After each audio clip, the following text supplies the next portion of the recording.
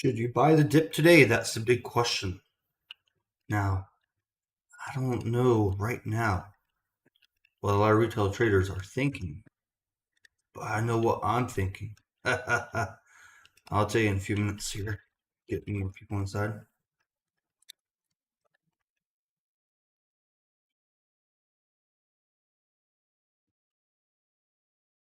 So this morning, what we saw was a tremendous dip, and a lot of retail traders are asking, should they buy the dip? The last time I did a live stream for you guys, we were around 118,000. I warned that we were coming down. Now, if you put these charts in 5 minutes, it looks like we've been ranging on this 5 minutes. So some retail traders are wondering, should they buy the dip on Bitcoin? Should they buy the dip today on some of these cryptos? If we start looking at a few of our technicals over here, we notice that Dogecoin got oversold first. The RSI is not loading on Bitcoin trading view. Might be a sign if crypto is having some issues on trading view. Let's refresh it on the trading view side. I do see silver on the weekly hit a new all-time high, so that's pretty good. All right, maybe my indicators and stuff are loaded now. So I'm going to look at everything with the RSI, the MACD. Some things that I noticed before this drop was that we had some bearish patterns over here. We had the head and shoulders for ETH. So ETH was at 4,000, came down to a double bottom at 3,800. From that double bottom, 3,800, we were oversold, started recovering, priced it a little bit lower. We had that bullish divergence. From that double bottom, ETH went up about 2.2%. So that was a pretty good day trade for ETH. For anyone who took it early this morning, that was a week. But right now, should you buy right here? That's the big question. Let's zoom out. Let's zoom out a little bit. And we're going to look at these liquidations from liquidations level version 2 indicator. So we have liquidations on both sides, about evenly on liquidations on both sides for Bitcoin. That top side only brings us back to 111,000. The bottom side brings us under 107. That would be a lower low if we hit that area today. Now, a lower low, if we're bearish there, that might shake out some of the retail holders. That might shake out some more of the hedge funds who thought they were going to make a bigger buck. If we go to the bigger liquidations, 105K on the bottom side, top side 113K. I'm looking over here. We do have a falling wedge, and the bearish pennant did fail technically, but I'm just looking here. Would I buy Bitcoin at 109K? I probably would not be comfortable buying Bitcoin here at 109K because when I did my crypto bull market videos, Bitcoin was under 16,500 American dollars. So I don't think this is an area that I would want to buy. So I would reject this area of buying. I would say that in this area up here, yes, we were dipping down. Short-term technicals were there. Let's go to the daily chart. Let's get everything onto that daily. Wow, trading view takes a little bit of time.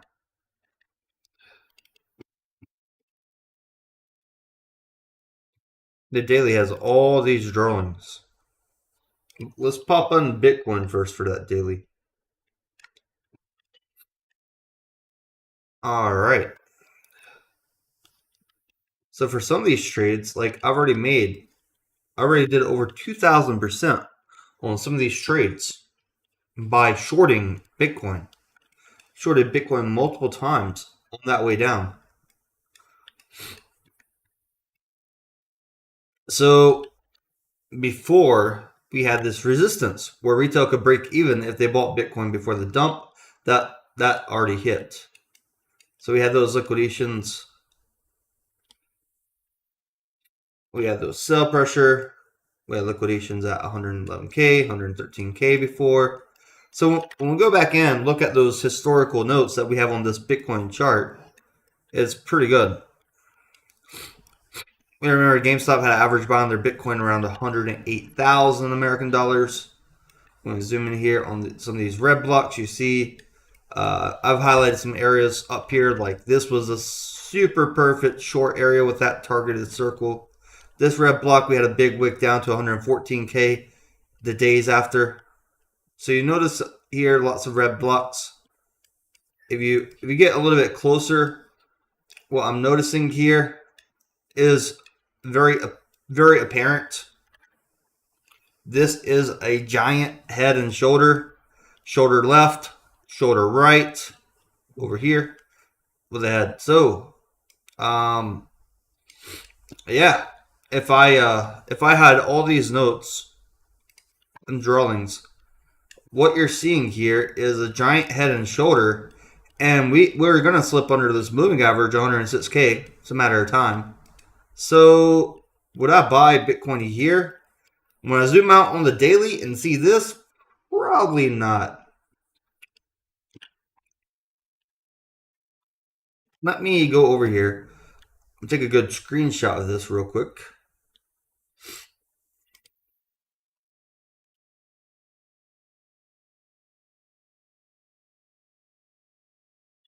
Wow. Let me go in here. I'm going to make this chart available for the Discord to see this on daily that may not have seen this. So this Bitcoin daily chart, this is giant head and shoulders. So this is head and shoulders pattern, which is bearish.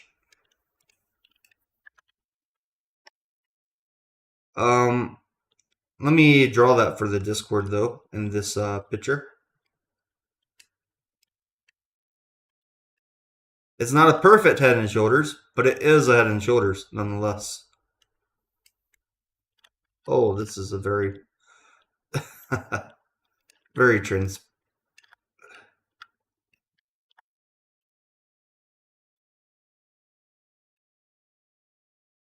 So what the head and shoulders is predicting over here is that we're going to come down.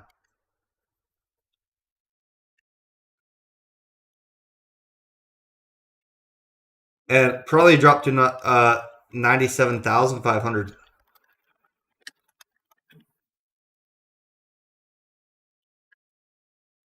And if we go 97,000, we're probably going to liquidation down to 90K.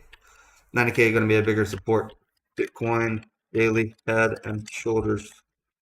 Sorry. So just looking at this chart, I'll pop this up in the Discord real quick as well. That chart pattern that I see here. So just seeing this head and shoulder, that's one thing that shows me I should not buy Bitcoin right here.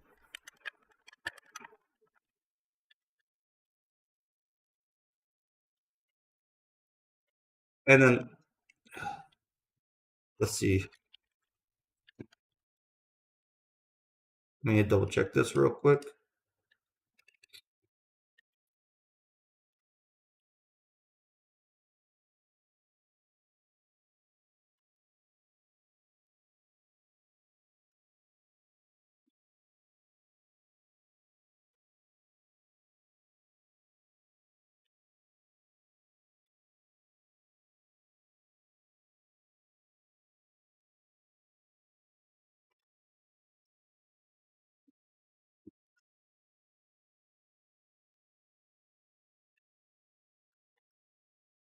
All right, I got that chart in there as well. So I threw that chart up there on the Discord. If you guys want to see what the Discord's seeing there, let me load up that Discord for you real quick as well. The stream is higher quality right now, 1440p. So some of you guys may notice that. All right. So this is that chart that the Discord will be seeing right here. So if you look at that chart, I drew this on there. If you want to take a screenshot real quick while you have it on there. All right.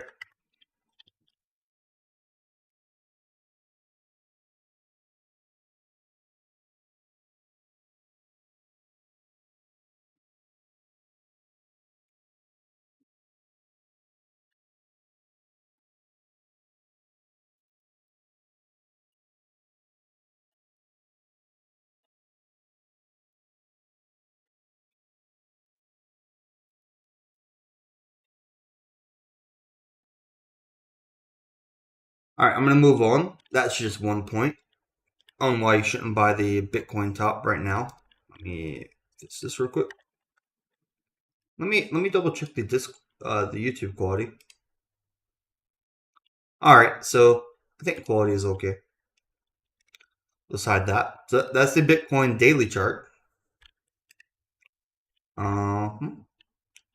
If we zoom out on Bitcoin here though, and if we go over to the weekly chart, so even before I look at the RSI, wow, this is scary here. Let's look at the weekly. Look at all my drawings over time. Don't worry, I'll take them off. But look at this.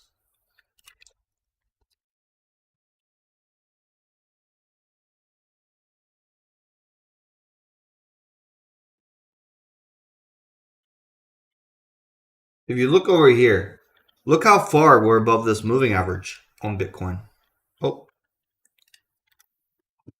if you see the 200 exponential moving average for Bitcoin, that price is at $62,000.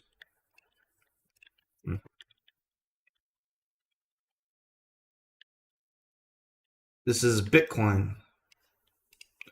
So 62,000. That means if Bitcoin is 109,650, we can see the price drop 43% to get to that 200 EMA at 62,000. We've seen multiple times when we were above that 200 EMA by more than 40% on those days. Bitcoin wanted to go there. We would have 20% drop here, about 20% drop here. So if we have a 20% drop here, that will get us under the short-term moving average, but it will bring us under 90,000 again. All we need is that 20% drop because we're like right here. This is an area where we're significantly above that moving average. When we were significantly above here, this was 157%. By the time it came back down towards that moving average, we had a 30% drop. So the greater distance Bitcoin price is from this orange line, traditionally that's where you have the greater chance of a price dropping more than 20%, if that's your entry. So if you entered here on Bitcoin at 108K before, price dropped over 30% and came down to 74,000. If you entered Bitcoin here before at 72K back in March 2024, when the price was significantly above that moving average, you saw a 33% drop and we went down to 49,000 American dollars. So I do know there were quite a few people that did choose to go long here, and they did ignore the facts here that we were significantly above both moving average, both short-term and long-term, and the price came back down to that short-term and did a 30% drop. And they were negative for 147 days. Now, if you're negative for 147 days, either A, you're getting stomped out of the trade, or B, you're negative on that trade. What's up, everyone? Hope everyone's having a good Friday. So, even here, I think that this is also not a good time to enter a trade. If I come over here on TradingView and you look at the all-time top on Bitcoin around 124,000, and look at the RSIs from that all-time top RSI, that was a bearish divergence. You see the RSI got lower, but the price got higher. If I come over here and look at this weekly chart, and you notice one thing here. When Bitcoin was oversold, RSI at this price is at 20K. But when it's oversold again at this price, is at 80K. So from 20K up to about 80K, price went up 300%. But at that same time, that was 987 days. So price will change based off that weekly RSI. But if you want to keep in check you're going to switch back over to the monthly RSI. But just from the oversold here and the oversold here, what you notice, price got lower, the RSI got a little bit higher. So that little spread was a bullish divergence. Now, let me come over here. I'm going to do this something. I'm going to make a copy. Should all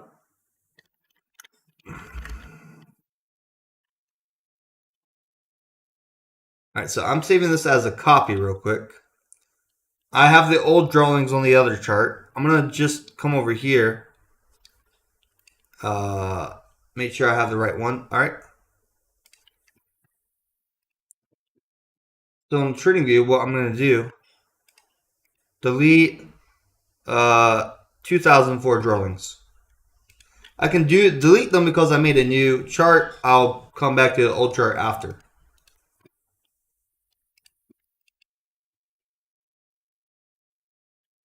All right, this looks it's the same chart though. So if you look over here, let me draw this for you real quick. So RSI got higher, price got lower.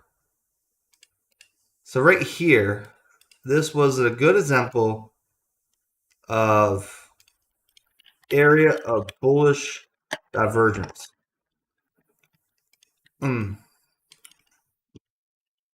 We don't need this yellow border. We don't need this one either. Price was lower and RSI a little higher. So this was our first. Maybe we do need that border.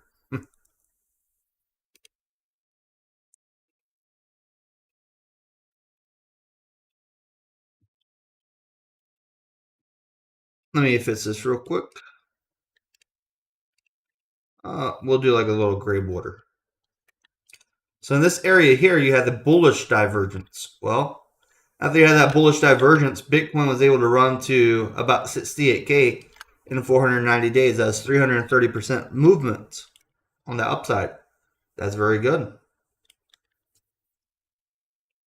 And if you look over here now, what I'm noticing, if I'm looking at the chart now, if I look at the RSI from the all-time top until here, RSI, top of our RSI to here,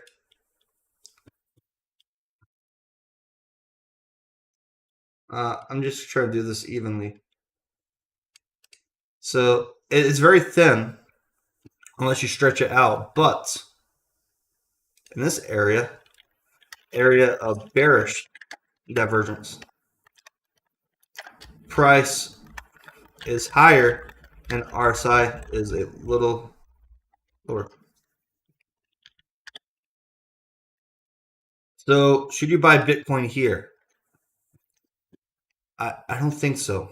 Let me go over here real quick on this Bitcoin chart. So if you have the area from bullish divergence to bearish divergence, it's about 590%. About almost 1,000, roughly 150 days in between.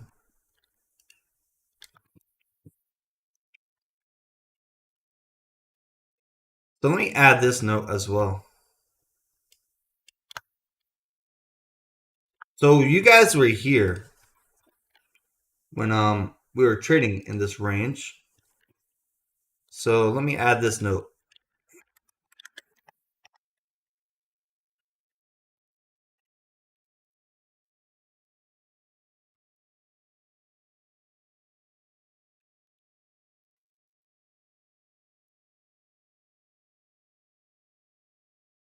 I don't think the number of days will matter to a lot of people here, but this has taken a lot of time. A lot of people that held here are probably happy and would be willing to take profits. So right now, my expectation, this is a Bitcoin weekly chart, by the way.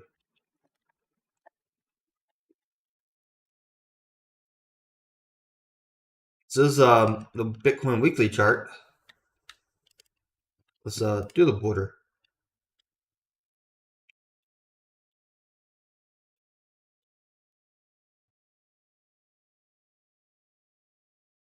So this is the weekly chart. We've had over 1,050 days.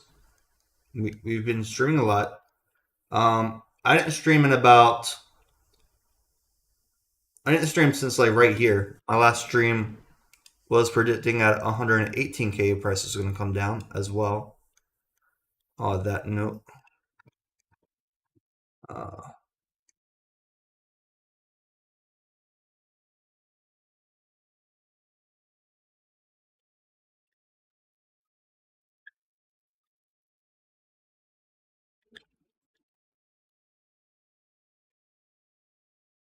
so that last stream we were predicting prices coming down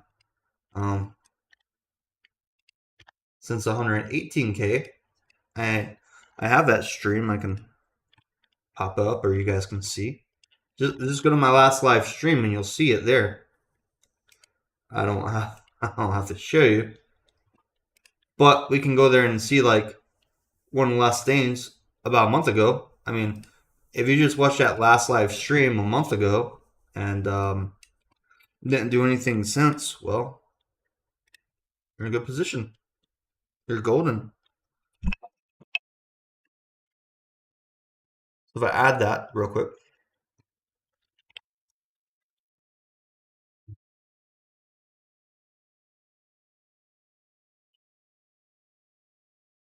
So this was that last live stream. That last live stream right here. We had that red block at 118,939 range. I mentioned Dogecoin would outperform the others during this time, which I think it did outperform others during this time. So if you were there, 118K, now we're at 109K, and you sold there, you're probably feeling pretty good right now. You're thinking, oh yeah, $9,000. Whoa. If you buy Bitcoin here at 109,000, what's going to happen? You're going to throw away that $9,000 that you gained from selling your Bitcoin there. Because we're not going to stop at 109K and go all-time high. We're going to go down over 40% towards that 64K on these liquidations, more than likely. If I look at my line here, this is that 200 EMA. If you want to put the 50 EMA, I could plot that. But the 50 EMA is just my yellow line right here. So we're already getting close to coming to that 50 EMA. Oh yeah, the MACD sell signal was already there too. So this is the MACD sell signal right here.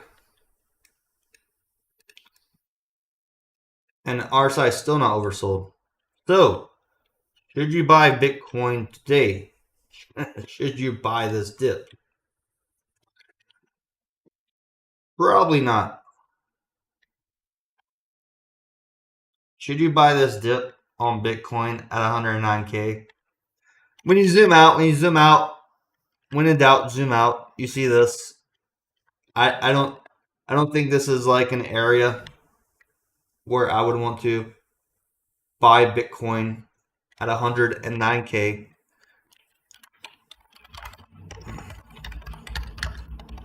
So my suggestion to you, zoom out on your charts, check the weekly time frames, check the monthly time frames, because there's going to be areas where you're looking at the short term for too long, and you get caught up on that short term 1 minute candles, and then boom, price falls out from under you.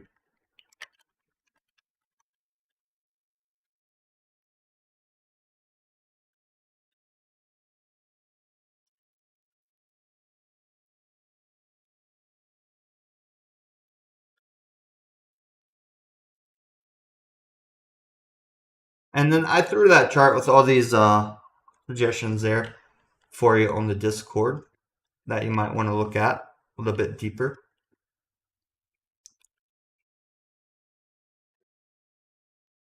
I can go over some other charts as well, like Dogecoin, the altcoins.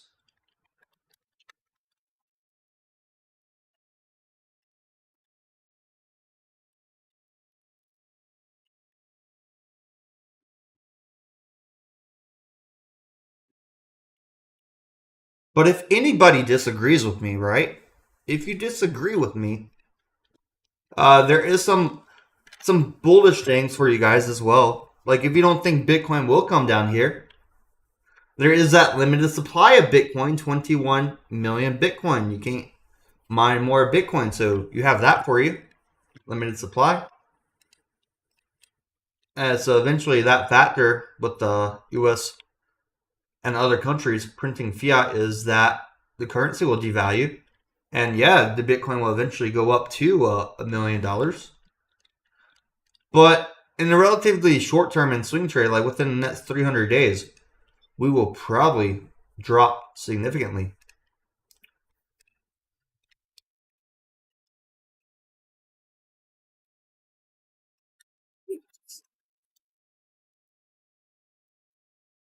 So this is why I'm not buying Bitcoin at $109,000. I don't think it would be wise to buy Bitcoin here at 109,000. Some people are very desperate to escape from the US dollar. So if they're really desperate to escape from the US dollar, then maybe they will buy the Bitcoin top. Maybe they will borrow other people to buy the Bitcoin top. Joe Keen says, good morning, team. Is that also a possible head and shoulder forming on the weekly? That's the first thing that I highlighted earlier, Joe King, and I put in the Discord charts channel, was that we had a big daily head and shoulder. So if I look over here in the Discord, on this daily chart, I saw this big daily head and shoulder when I was analyzing Bitcoin early this morning. And just that daily head and shoulder price target is 90K.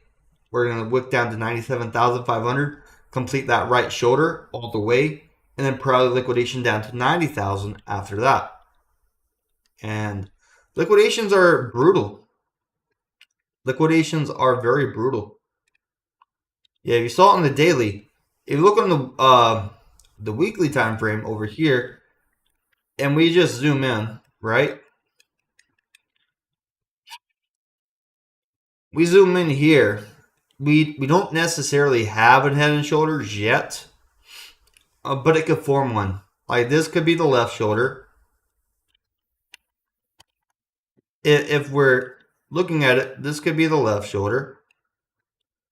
This could be the head. And this is it, right? Dip down a little bit.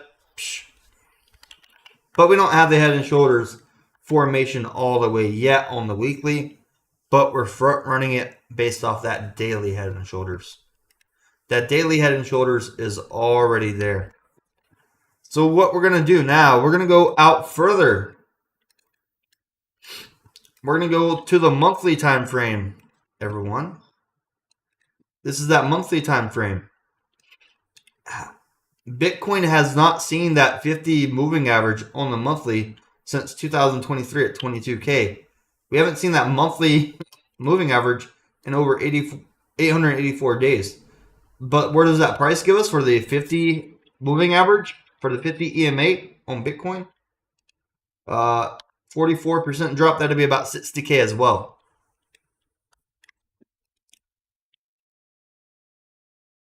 Let me delete this. Delete this stuff. It doesn't apply here. So this one's going to be the monthly chart. All right, let's go over here and analyze this monthly chart. First things first, I want to put the RSI on here. Oh, man. So when you look at the monthly, you feel like a prophet. You guys are going to feel like geniuses looking at this monthly chart. I already see it. You already see it when we zoom out right here. Oh. So what you see here is an area of in the monthly, we do this, and I get to that same area, right? So the monthly shows us right here. It's the same thing. The monthly also has that bearish divergence.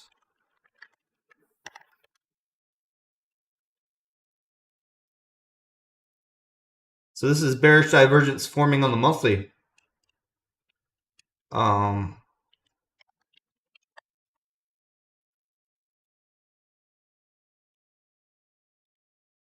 We had the lower RSI, we had a higher price. Well, you can front run the MACD.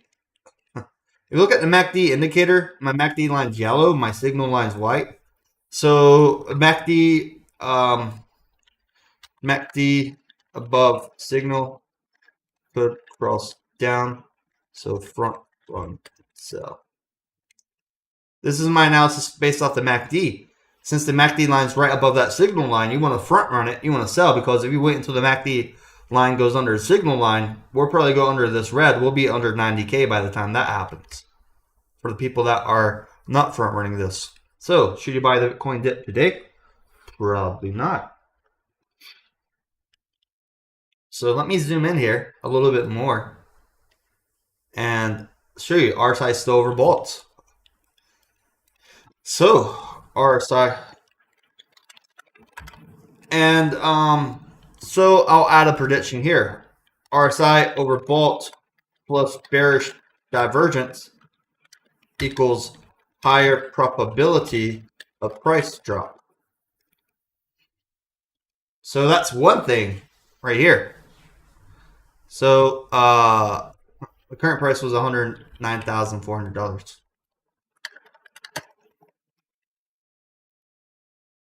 So the current price was $109,400 while I'm making this chart. So it's my thesis.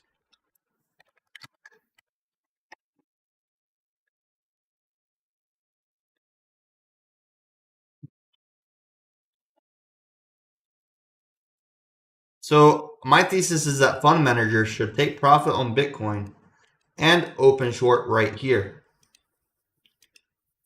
That's really what I believe. And if we want to add the date in here, today's date is September 26, 2025.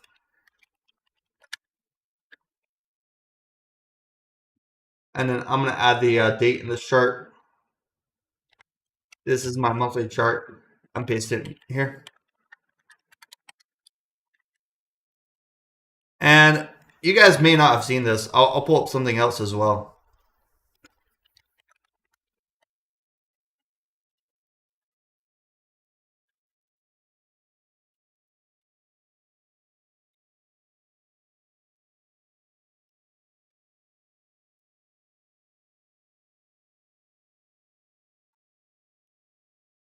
So companies like MicroStrategy will probably become the bag holders when the other fund managers sell.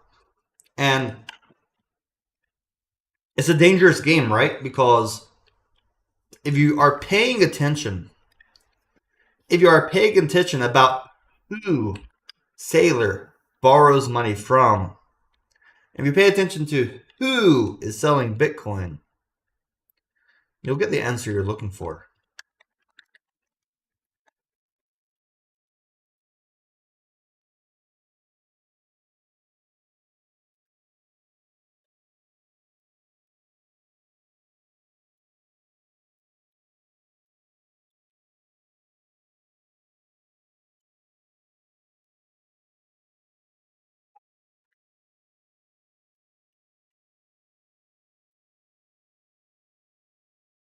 I don't know about you, but if I was in charge of a fund right here, right now,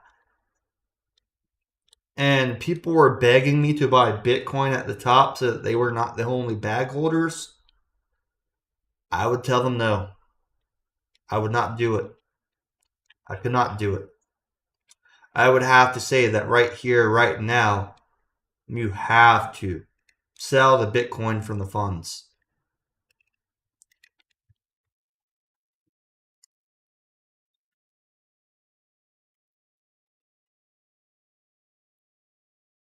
I think a lot of fund managers will see this as well and look at the same indicators that I'm showing you. And they're going to have this hard decision because they have to do due diligence. They have to tell people why they were buying near the top. They have to tell people why they were buying when all the indicators said to sell before another black swan happens. There will be another black swan coming up. We already had quite a few black swans happen in the market in this year. I'll show you one. So one of the black swans that hit really hard was on Ethereum. So this is the Ethereum chart. And if you guys don't remember Ethereum, I'll put it over here on the weekly chart.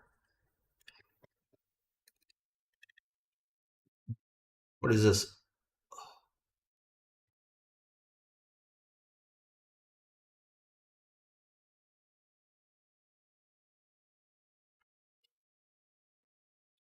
On the weekly chart, you guys might have noticed something happen on ETH over here. Right here.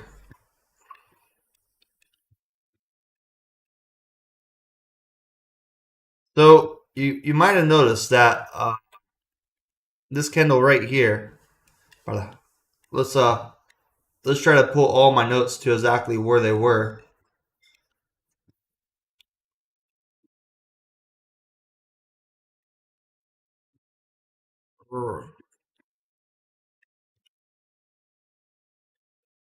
Right here at $2,700 range, Bybit was hacked and Ethereum dropped all the way down here to $13.90. So that was a black swan that dropped the price of Ethereum by over 50% before my green block triggered and the RSI was at a nice smooth curve oversold. So I like the RSI when it's a nice curve like this. I mean, this usually only happens after a black swan because if your RSI is oversold like Bitcoin, it's usually a little bit more jagged, but this was a curved RSI. And I took advantage here, and when we were pumping again, I did a short from 3,600, closed at 37.8, but made 2,400%. I shorted ETH quite a few times, as you can see from all these positions, all these trades. And then we had liquidation lines up there for you guys. But even here, from that top on ETH until the bottom here, it only took 35 days and we already did 22% drop. And I kind of looked at ETH and it was overbought a while back. And it was overbought drastically before that Bybit hack. So remember right here, this candle, 17th of February. So we're going to delete all these drawings. I have all the drawings on the other chart, so we're not going to lose them forever. But you can see here, this candle, this fat candle, I'll redraw this note just so that we know when a black swan happens, price could drop. Bybit. So this was when Bybit Ethereum was hacked. What happened? What happened before Bybit Ethereum was hacked? And how do we have the price going before Bybit was hacked? Well, ETH was on the way to all-time top, but check this out on the weekly time frame. Let me go ahead and add up here. Ethereum weekly chart. So this is our weekly chart on ETH. We had a double top on the weekly just 63 days before the Bybit hack. A double top on weekly 63 days before Bybit. So how much of a coincidence is it that you get a double top bearish pattern before Black Swan. Maybe the Black Swan event helped the technicals fulfill. And then I just say like 1409, around 1409.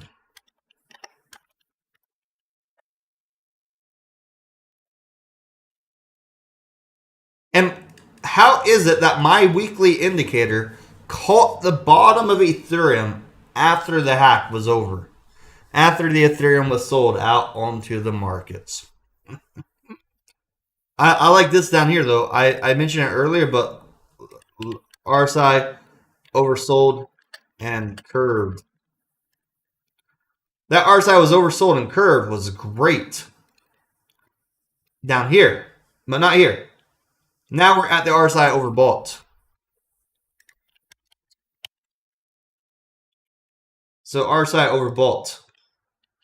ETH right here, I would probably give it a big fat red block right here.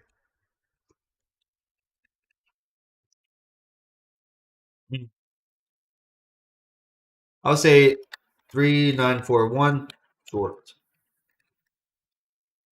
I would say this is an area where it probably be beneficial to short ETH. Price will probably come back to a 50 moving average. That's another 20% drop. But if we get so lucky to double bottom on my green block, that would be a 64% drop. So we may not double bottom that green block, but we might make a little bit higher low. If I trying to do the angle in my head. So this is 45 degrees.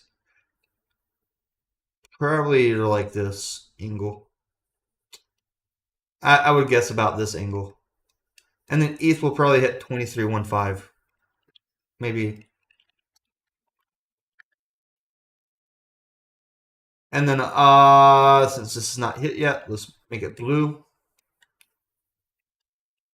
And then the goal would be, can I do the dotted lines? I'll just leave it like that. So our side is overbought. We're getting also bearish divergence. If you guys don't know.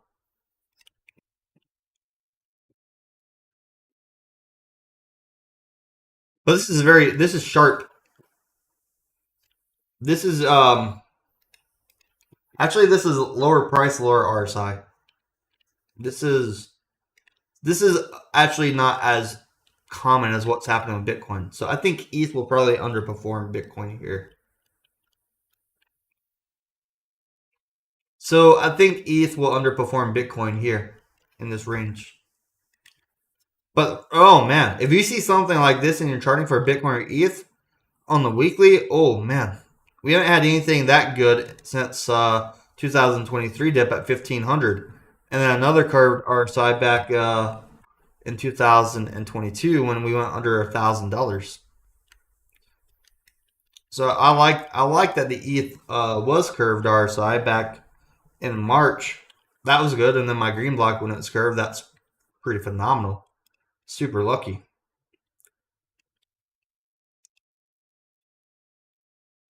So I think it's time for the fund managers to short ETH, and they would take profit right here. Maybe make this a little bit greenish.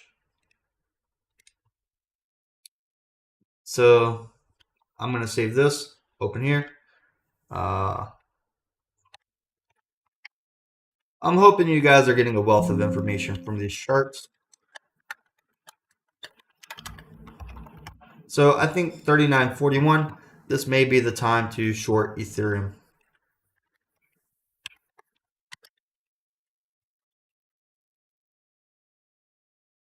So this is that weekly chart on ETH, and I'll throw this up as well online for you guys. I put uploading these on YouTube as well.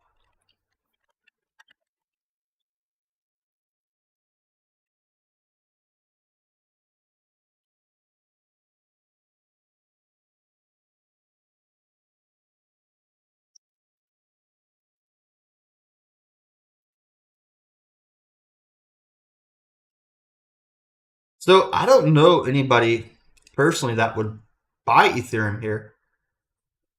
Maybe some of you guys do. If you would buy Ethereum, let me know in the chat below. We go over here. That was the ETH chart. Let's put everything back on the 5 minutes though. I know you guys like that 5 minute time frame. And let's just explore what's happening on the 5 minute. Let's see which coins are performing better and which ones are doing worse.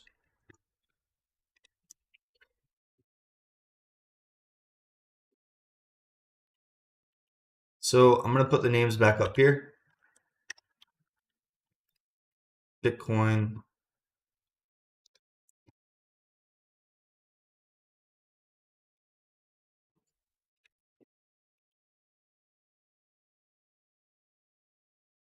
So I'm going to anchor these as well. Let me add a border around Doge. All right. So what I'm seeing is the price is falling. The price of a lot of these cryptos is roughly dropping at the same time right now. Like on the 5 minutes here, I would be even on the 5 minutes, like right here, it's time to start getting out of positions. Time to start scaling out. If you want to front run the other people selling, then it's time for you to get out of your positions.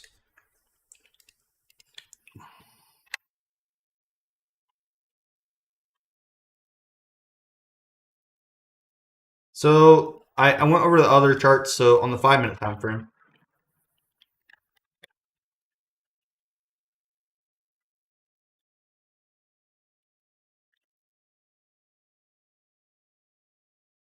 so I got the red block screenshot. I took it. I uploaded it to a Discord as well. 5 minutes here. This is pretty brutal. And some of you guys might be like, Tame, what's your credentials? What are you doing? What are you talking about trading like this for? Or they're like, Tame, we don't want to hear your opinion. Well, let's go back here real quick, roughly. Go back to Discord. Let's look in the big Show Off Your Profits channel recently. Look at some of these trades that the Discord has been doing lately. Yesterday, I closed an ETH short for over 600%, like a quick profit. I did a Hemi short for 1,700% profit.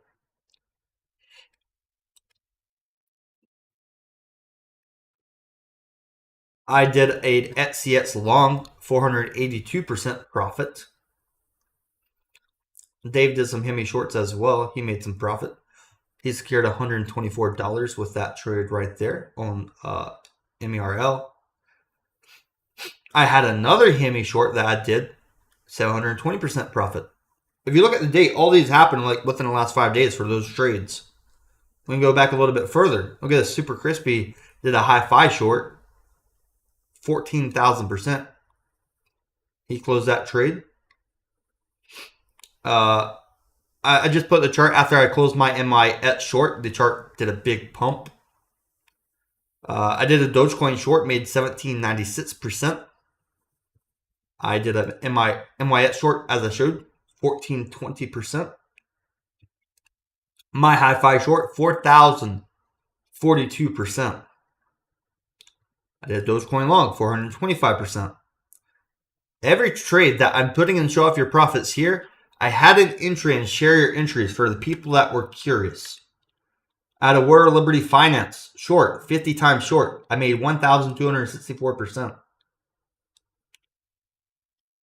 I also did trades before that, the day before that as well. Sorry, 2 days before. 2 days before, I did 143%, 600%, 619%.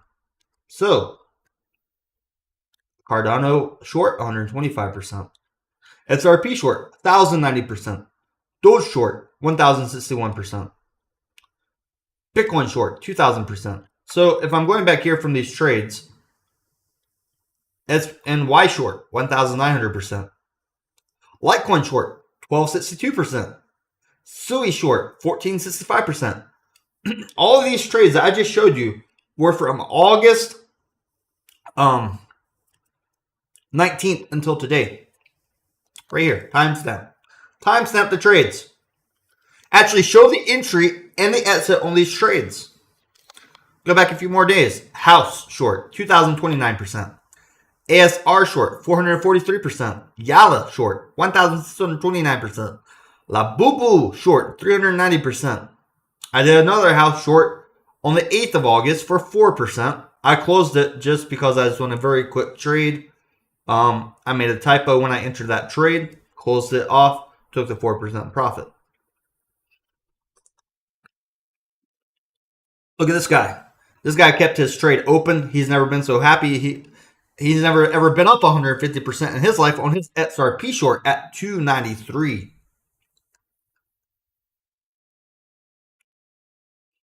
This was a chart. I closed the short here, price ran here. Close the shorts, close long, boom. Look at these. Back in August 2nd. So we're in September. So some of you guys or some of the people out there pretend like I don't trade. When I'm actually trading like a beast. I'm trading a lot more than they're trading while they're saying that I'm not trading. So I just want to show that evidence. Look at this. 2,000%. 5,000%. 3,000%. 2,000%. I took huge profits on a lot of those shorts before prices started running. I did an Ethereum trade in July. Entry price 37.84, close at 36. And those entries were in the Discord and share your entries channel as well. So I do trade. Some of you guys think that I don't trade. And I just gave you guys a prediction that this was the time to sell, to front run the people selling, and all it took was like a minute or two, and then prices started bleeding even harder. So this stuff is timestamped evidence. This is my documentation of my trading journey. You're free to share your trades, your entries, your take profits and stuff as well. But man, I have the pressure to try to be as accurate as possible to A, protect my portfolio, B, grow my portfolio, 3, be a little bit entertaining for you guys on the YouTube. That's where I'm at. That's my journey. If you don't have to do that entertainment part like I'm doing and you're just focusing on your trading and stuff, you have so much more brain power that you can focus on your trades. You don't have to take screenshots of these charts and share it with other people like I'm doing.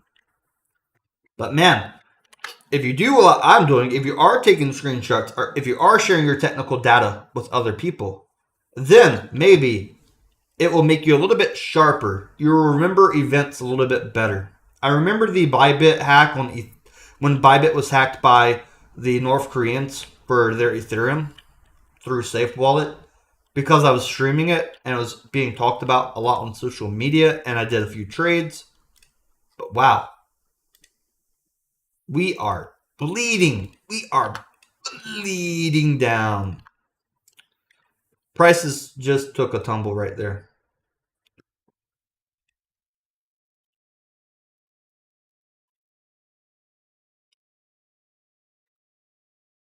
Woo! Prices left a rip, bro. Let me know if you guys like the stream quality at 1440p. Traditionally, I was streaming at the 1080p, but I think this is okay. Should look good enough for you guys.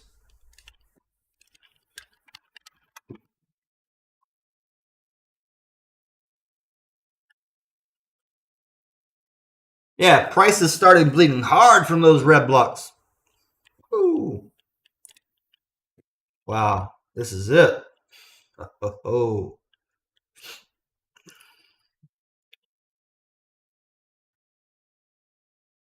This is where we are right now. Let me check on something real quick. I want to check on some data on my cellular device. It's only 10:30 a.m. It's 10:30 a.m. So should you buy? I hope you did not buy, because we are bleeding. Should you buy or would you buy? No, I would not buy here. I hope you guys got the answer very fast.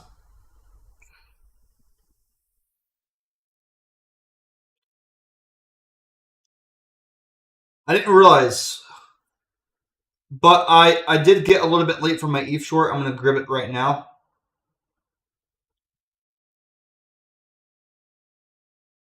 So I'm grabbing the ETH short as well, since I spent 55 minutes analyzing charts and everything for you guys. I'm going to share that ETH short with the Discord real quick, that entry. I haven't been in an ETH short in a while since I last took profits. Right here, I'll probably keep this one open a little bit longer unless we bleed down fast. I'm trying to earn a certain amount of profits per time right now. So I don't want to stay in trade too long if I don't have to. So this is my ETH short right here. So whenever I open a trade like this, and I put it in share your entries channel, I'll show you what it will look like.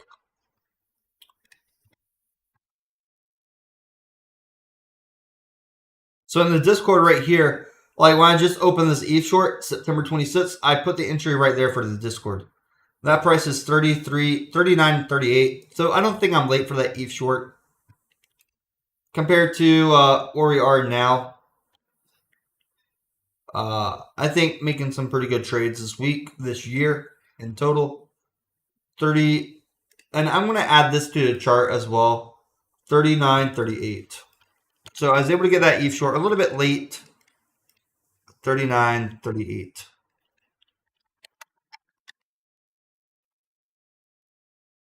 And I did share on the bigger time frame chart that I like the idea of a short. I like the idea of funds closing their longs on ETH and going short. But this is my entry. It's late. Like I'm definitely late to the short, but I'm here within a range that I'm okay. And whenever I close that ETH short and put it in show off your profits, like the Discord gets to see that. Wow. Currently, I'm the only one talking in the Discord, but we do have over 1,900 members. I'm looking over here at the charts. Smooth the camera to the left. Wow. What a big drop so far today, though. The markets have been underperforming this morning on the crypto side. So I wonder if you guys, are you guys shorting right now? I should probably put this chart in the Discord.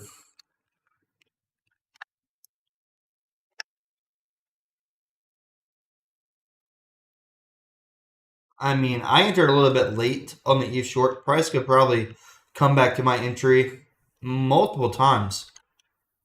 But before that weekly RSI and daily RSI are cooled down, price would probably drop at least 10 to 20%.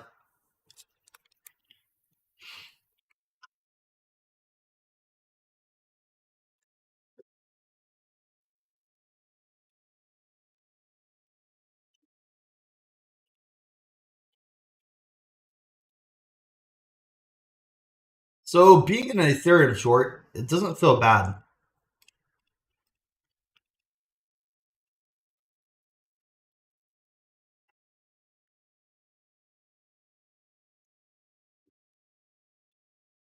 So I'm shorting Ethereum. You don't have to short Ethereum. Like if you were holding or you're selling, you might want to keep that.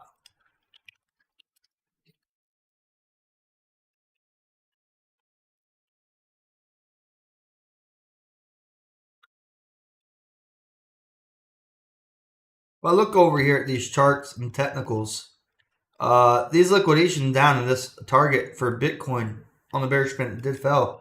But on the 5-minute liquidations, like we could go to 105K. We could go all the way down to 21 cents on Doge. XRP 260. Ethereum 37.41. So I'm seeing a lot of bearish movement on the charts over here. Try not to move them around too much. I did get a good position on my ETH short. Now the question is, the real question, where are we going from here? Where will I get to take profits?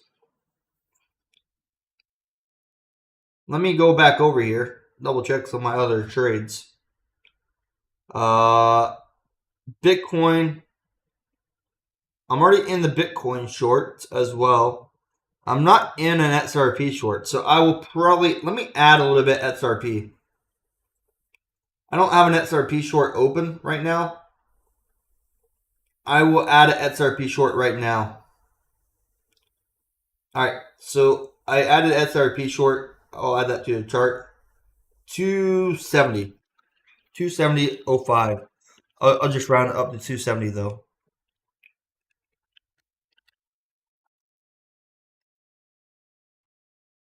So I'm shorting XRP at 270 as well. And it's technically 2705, so a little bit higher. I'll put that screenshot in the Discord as well. Get on, do a few trades with you guys. Let you watch what I'm doing. See what I'm doing. Learn a little bit. If anybody has something they want me to learn from them, let me know in the chat as well. And yeah, let me grab that and then share your entries live. Got the Discord entry over there. So I got my entry on ETH earlier. I put the screenshot of the chart. I got my entry on XRP short as well. Screenshot on the chart. And I will post these trades when I take profits. Generally, these trades, I do keep them open at least a day or two. So they won't be closed right away. Unless there's like a major price drop. And I'm happy with those profits for the amount of time put in the trade. But for these targets, these are more swing trades for the shorts I have. Like these might be open for a week, maybe a month at a time. I would be willing to open some of these shorts up to 200 days if I need to. And if you guys want to know where I'm trading on WEEX. If you're looking for the platform I'm trading on.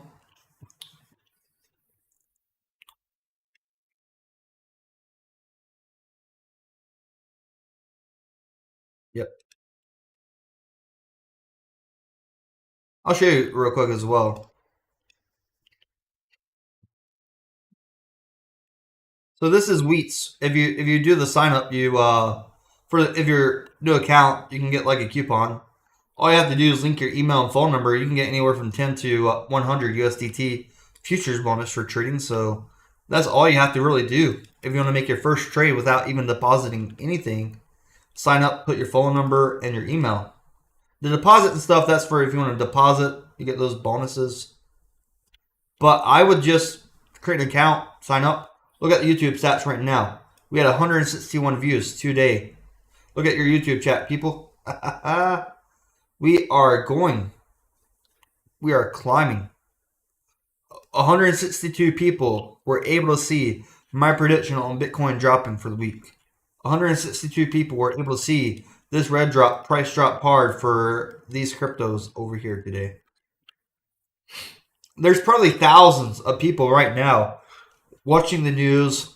There's millions of people looking at their charts.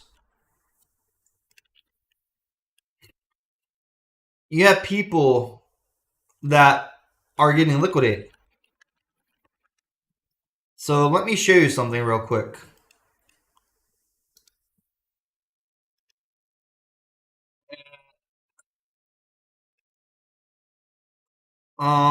Yeah, I have to make this a little bit bigger.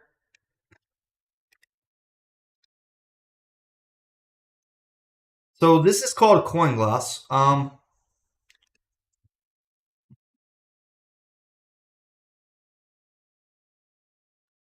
So this is CoinGlass data right here.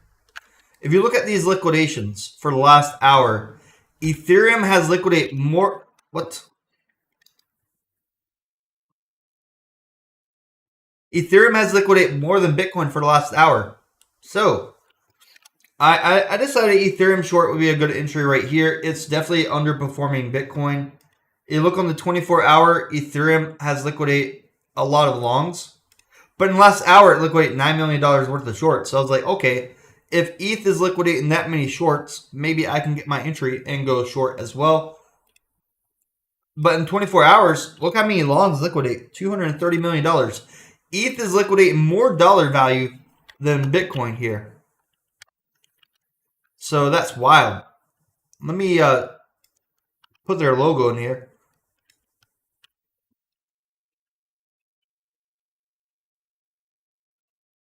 So if you look at the heat map here, this is a lot of longs being liquidated. I'll add this chart channel. This is valuable to keep an eye on. Ethereum longs liquidated for more money than Bitcoin longs. So Ethereum probably underperforming. So Bitcoin does over time in the future. My prediction is that over time Bitcoin becomes more stable than all of the other cryptocurrencies combined because that limited supply. So of course in the altcoin it will underperform Bitcoin at some areas, but during the pumps it will perform better because Bitcoin is going to become more stable, in my opinion. All right, let's go back over here. Switch back to the charts.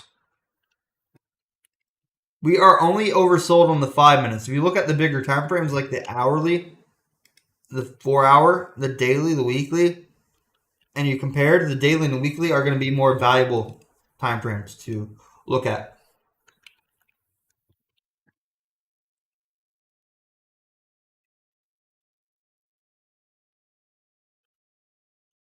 So Ethereum underperforming Bitcoin, and you see the price really hasn't even moved that much over the last 10 hours.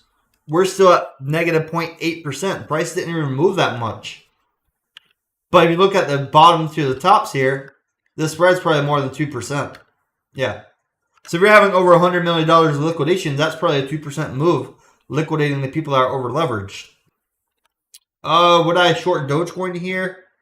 I want to, but my strategy does not let me short Dogecoin right here, unfortunately. Dogecoin could get a boost at any time. I think Dogecoin a little bit better than ETH and Bitcoin here.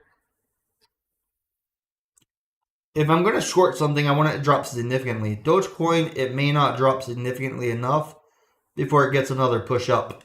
So I probably will not short Dogecoin here.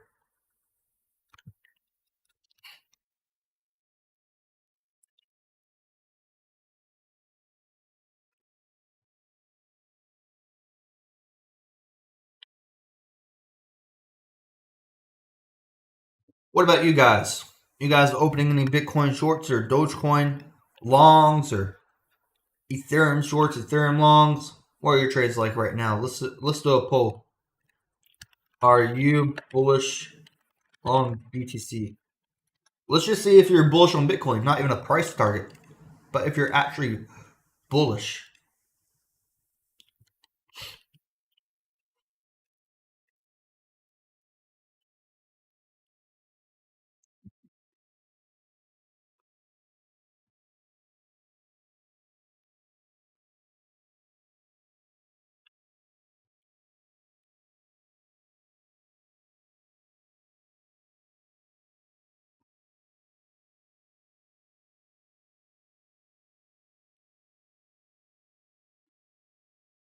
Wow.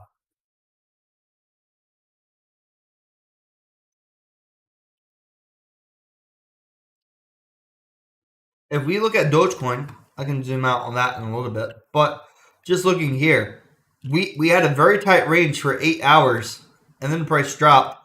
After the price dropped, RSI oversold. It got liquidation up, but then started balancing out. So that's why I think also Dogecoin, it will come down, but I don't think I want to short it. I'll keep my shorts in Bitcoin, Ethereum, and XRP. Yeah, Cardano is a pretty good one. Cardano is a pretty good crypto to trade as well.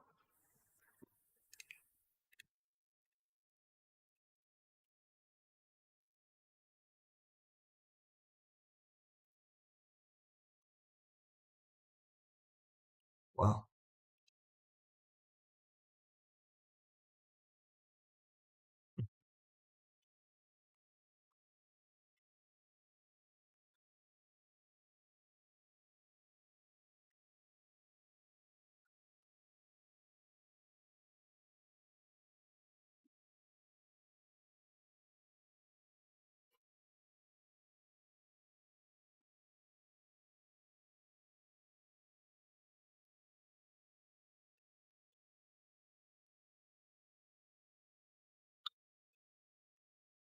I'm looking at the charts. I feel pretty confident about my Bitcoin, Ethereum, and XRP shorts at this time.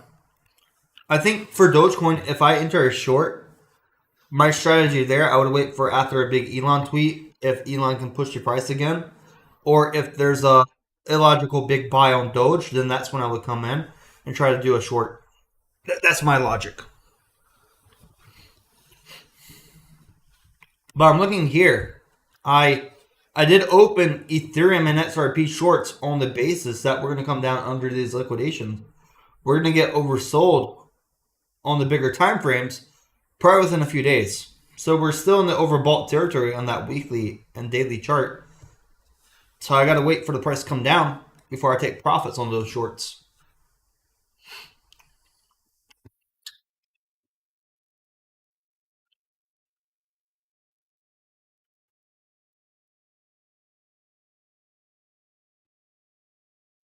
Well, Bitcoin right now, the market caps, the market cap for Bitcoin is actually pulling up the market cap of most of the other cryptos. Without Bitcoin trading where it is now, the market caps of the other cryptos would not be this high. But it also creates a vortex. As the market cap of other cryptos get higher, people can sell those tokens, or they can just directly convert them into Bitcoin, and that would create a cycle where we're getting a lot of updraft. But the same is true in inverse. When that updraft stops and the sales on all the alt starts, then they can convert it for less Bitcoin, which means the price of Bitcoin would slip further down as well.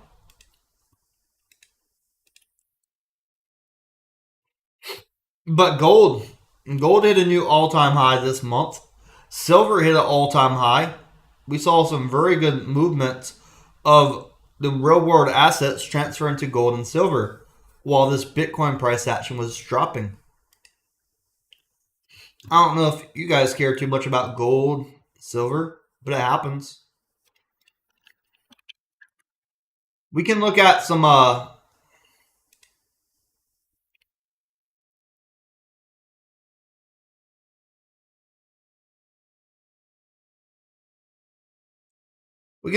stocks as well. If you're looking for a safe place or a safer spot to put your money, let's look at this chart, right? Uh,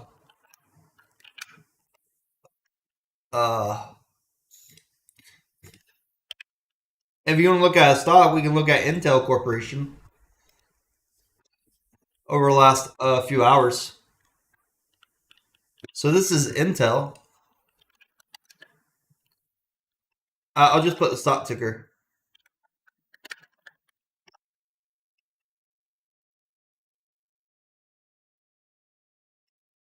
So Intel is right here. I had it in the Discord as well over the week. We're about $35 right now. We had a big drop down to 28, but now we're up here. If you want to see that Intel chart that I put in the Discord, just go over to the chart channel, search for Intel.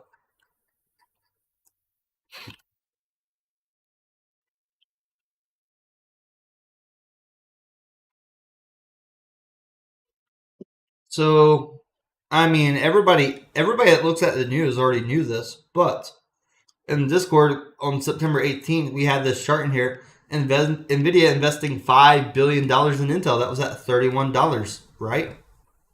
So after we had that Discord post of Intel investing $5 billion, we were at 31. Now we're at like $35. So this is pretty good. This is probably the one to buy.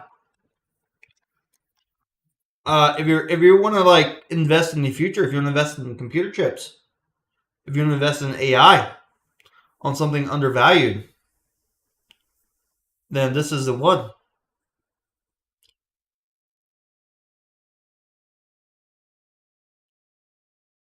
So Intel hit $36.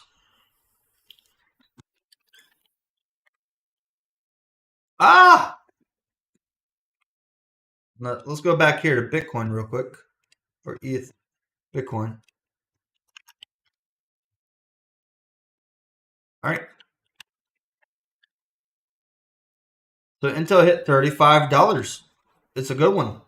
I sat down with some people recently and we talked about Intel in depth. I'll tell you the same things I told the people that I talked about in person about Intel Corporation. One, the number one thing,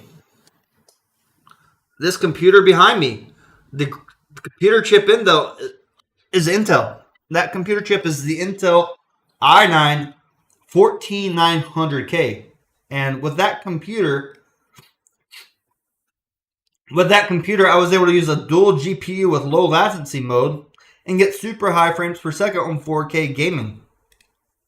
So Intel is a very good computer chip company. They did have some mistakes with that computer chip that I have. That chip used to burn out on people's computer. It used to get too much wattage from certain motherboards and fry itself. But the company Intel came out with driver updates. Some motherboards came out with BIOS updates. They just came out with another service pack update for that same computer chip that gives me about 14% performance. And with that NVIDIA deal, I think eventually we're going to get chips that are going to link to NVIDIA graphic cards way faster, which is A, lower latency for AI, lower latency for gaming, which is a giant win. So if you want to bet on innovation, if you want to bet on the future, then you bet on Intel.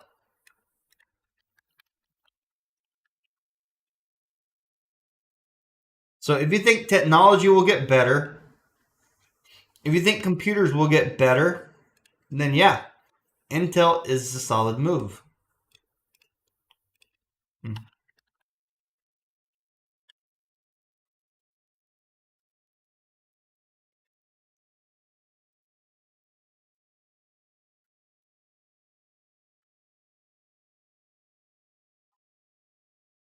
In an interview recently, well, it's really at a dinner, but it was on TV. This is public data. Now, I can talk about this, but Facebook CEO Mark Zuckerberg came out and said that they're going to build a data center that is roughly the size of Manhattan. So that data center will probably need a lot of NVIDIA graphic cards. It will probably need a lot of NVIDIA graphic cards combined with Intel CPUs. That's my logic. Bailey? Hello? I'm trading. One moment. Yeah. Look at the charts. One moment. We're getting a wick up. I don't think it's anything unusual. We wick like this. Okay. Take my headset off one moment. I mean, I don't think I need a headset. I was the only one in Discord. There is no audio. There is no audio here.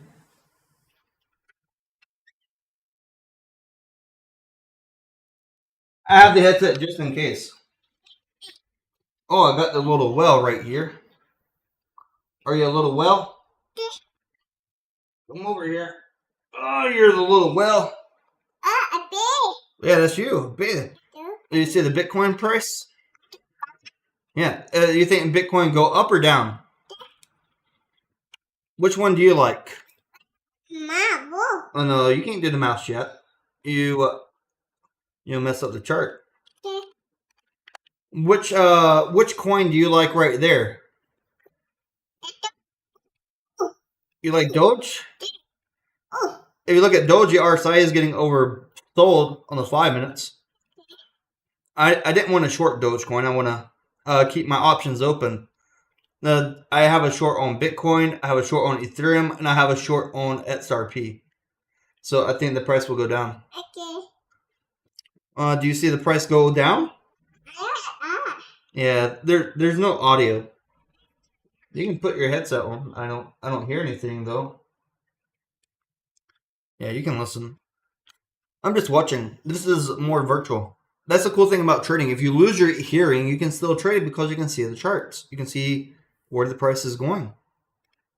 And maybe you become a better trader if you lose your hearing. Yeah, you see Doge? Say Bitcoin. You see Bitcoin? Say XRP. Say ETH. Okay, you can almost say all the cryptos. Which crypto do you like? Which one do you like? You like Doge? You like Doge? You have Doge? Yeah. I mean, right here, I know some people are saying green blocks. We are getting oversold. I could see a short-term reversal before that lunchtime, but that Williams alligator on SRP flipping over like this, I think this is a bull trap, honestly. So I have to draw that on all the charts over here now.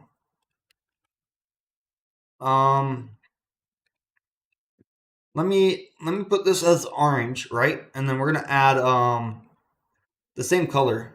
Orange might be hard to read. Are you good? What do you want to eat today? You want to eat pad thai? You okay? Here, move your leg. Let me draw the words up here, okay? I gotta warn people that we have a bull trap. Don't turn off the microphone. They won't hear us. So yeah, this small drop, I would consider this a bull trap. You wanna give me a headset? Nobody talking? Let me wear the headset. I don't think there's any audio. I mean, I don't have any sounds or anything playing in the background, although Come on, little angel, tell us which one's gonna win. Oh, I hear it. My volume was down. Hey, I hear somebody. Yeah! Let me talk to that little angel there. You know, talk to the little well. What are you doing, baby?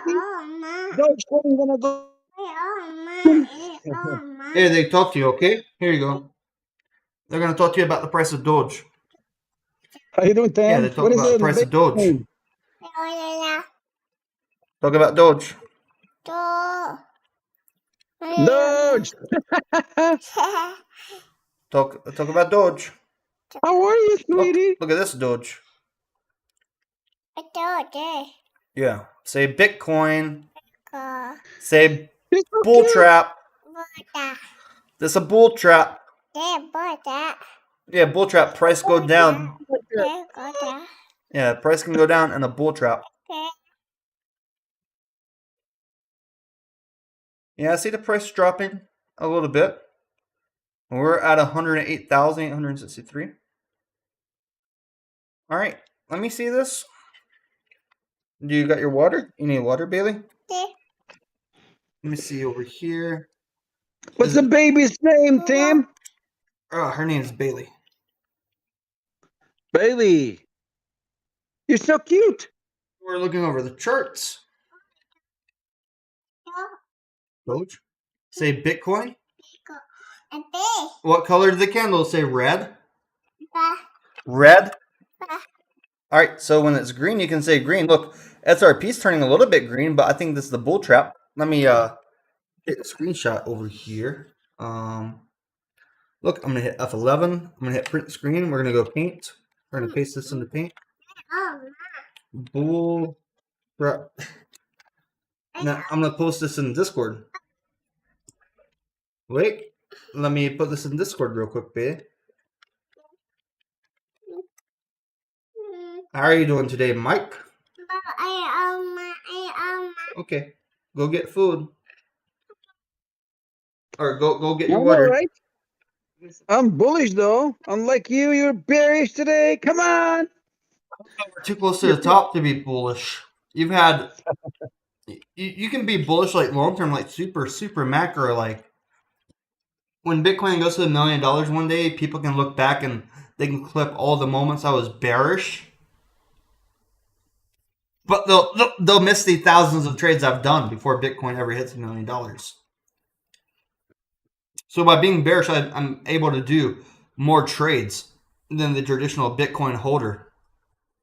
I think at this rate, to break even with me, if we both start with the 100K, if me and a Bitcoin holder starts with $100,000 today, By the time Bitcoin hits $1 million, the trading I can do with 100K to 1 million would probably surpass them just holding Bitcoin to 1 million. Uh, I'm just hoping Doge is going to have some kind of pump I mean, now that Elon has all those license almost in all the states. But Ethereum has not done good in this bull market, so I would not want to short Ethereum either, even though I did take profits. oh, Ethereum's near the top though of the markets. Unlike Bitcoin did very good on this cycle, and Ethereum haven't done any good. So you never know, but don't know. Well, the reason Ethereum dropped last time really hard was a safe wallet that was holding the Bybit's Ethereum was hacked for over $1 billion worth of ETH, and the North Koreans sold it all the way down under $1,500.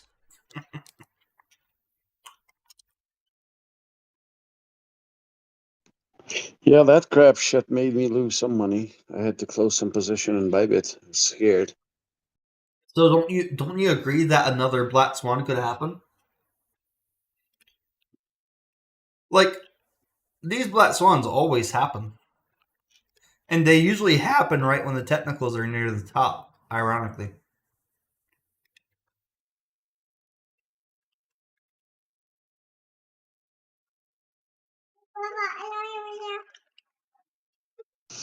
I'm sure we're gonna have plenty of those on what is it called, on bear market. So what's your so take? You think we're gonna reach the top by November, December, something like? no, I think so. Remember what happens every year for taxes. People do their wash sales near the end of the year. They sell everything that's at a loss, and then they'll buy it back in the new year, or usually within 60 days after that. So I think we're going to get more sell pressure heading into the end of the year.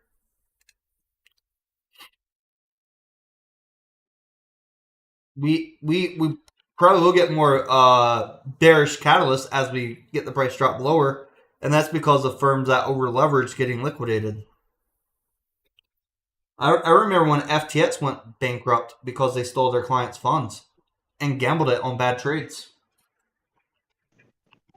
Yeah, but yeah. I mean, are there going to be plenty of changes having the same crap on next bear market? Even though maybe they're going to be more cautious with regulations and shit. But Well, FTX was like a yeah, special case. I'm with They you though. On November, December, I think I'm going to be most of everything out. well, don't But people go still, buy a lot of Christmas gifts and stuff at the end of the year? New cars.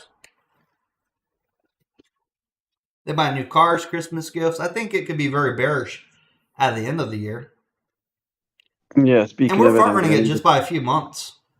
I'm gonna need a car too. So yeah.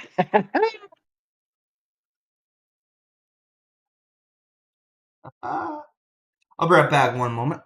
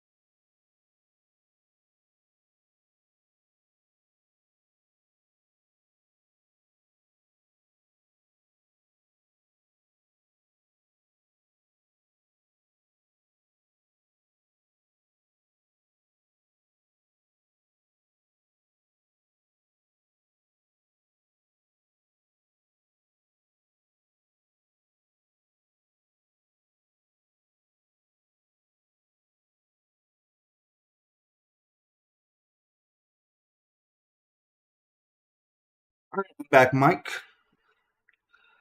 Yeah, so this green does look like it's going to be a bull trap here. We're going to see if the bulls take the baits. It's just a prediction, though. Mike, let's see. Are you in the Tame Well Club, Mike?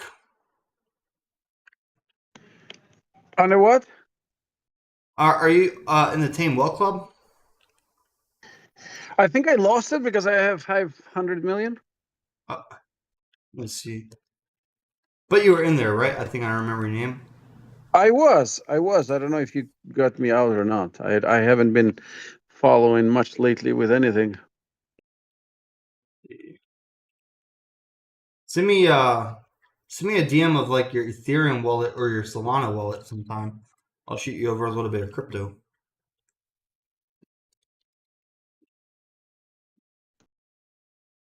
This looks Yeah, like how did that? this looks like a head and shoulder forming on Doge on the right side too. Actually, the 5 minute when I zoom out like this does look like a bunch of head and shoulders.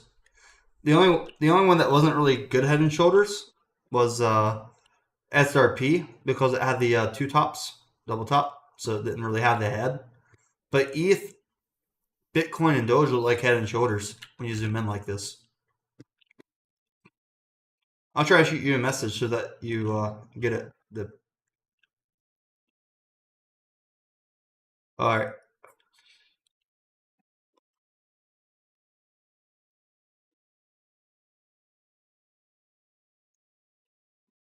Wow.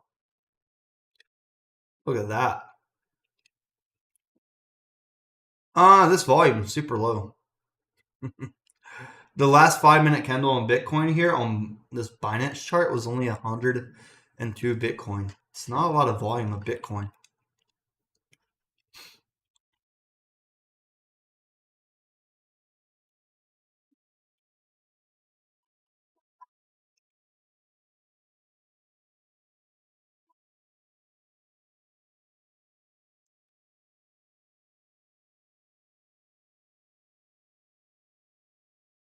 I'm looking over here. Usually the low volume pumps, when the market makers can do those low volume pumps and it doesn't cost them a lot, just to entice retail to buy in before the dump, I think it's a dangerous area.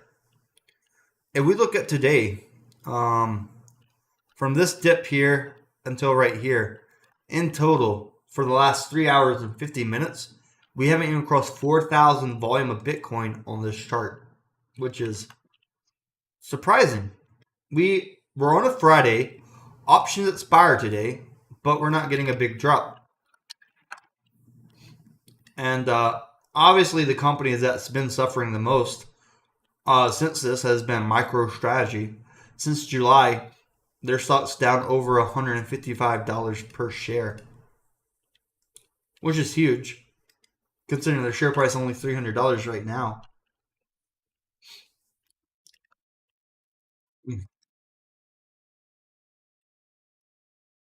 So Jonathan brings out a question.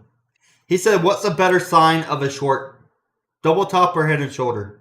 For me, when it comes to crypto, I think the double tops on that daily or weekly time frames map out better areas of shorting. Just from my experience, double tops usually play out quite well.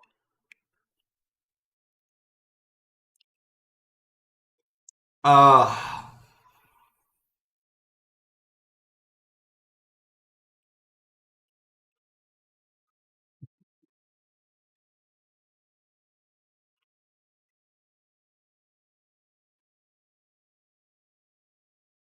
Let me go over here.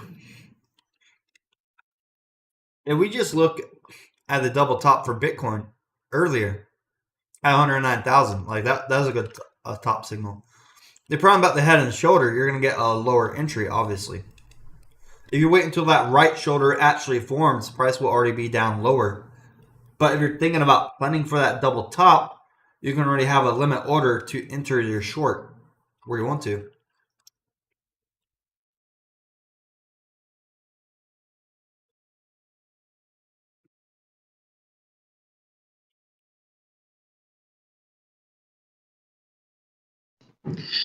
Dan, sorry, I had to walk away a little bit. What are you thinking? Why are you bearish today because of the news of rumors of war and all that gallon shit yesterday, or?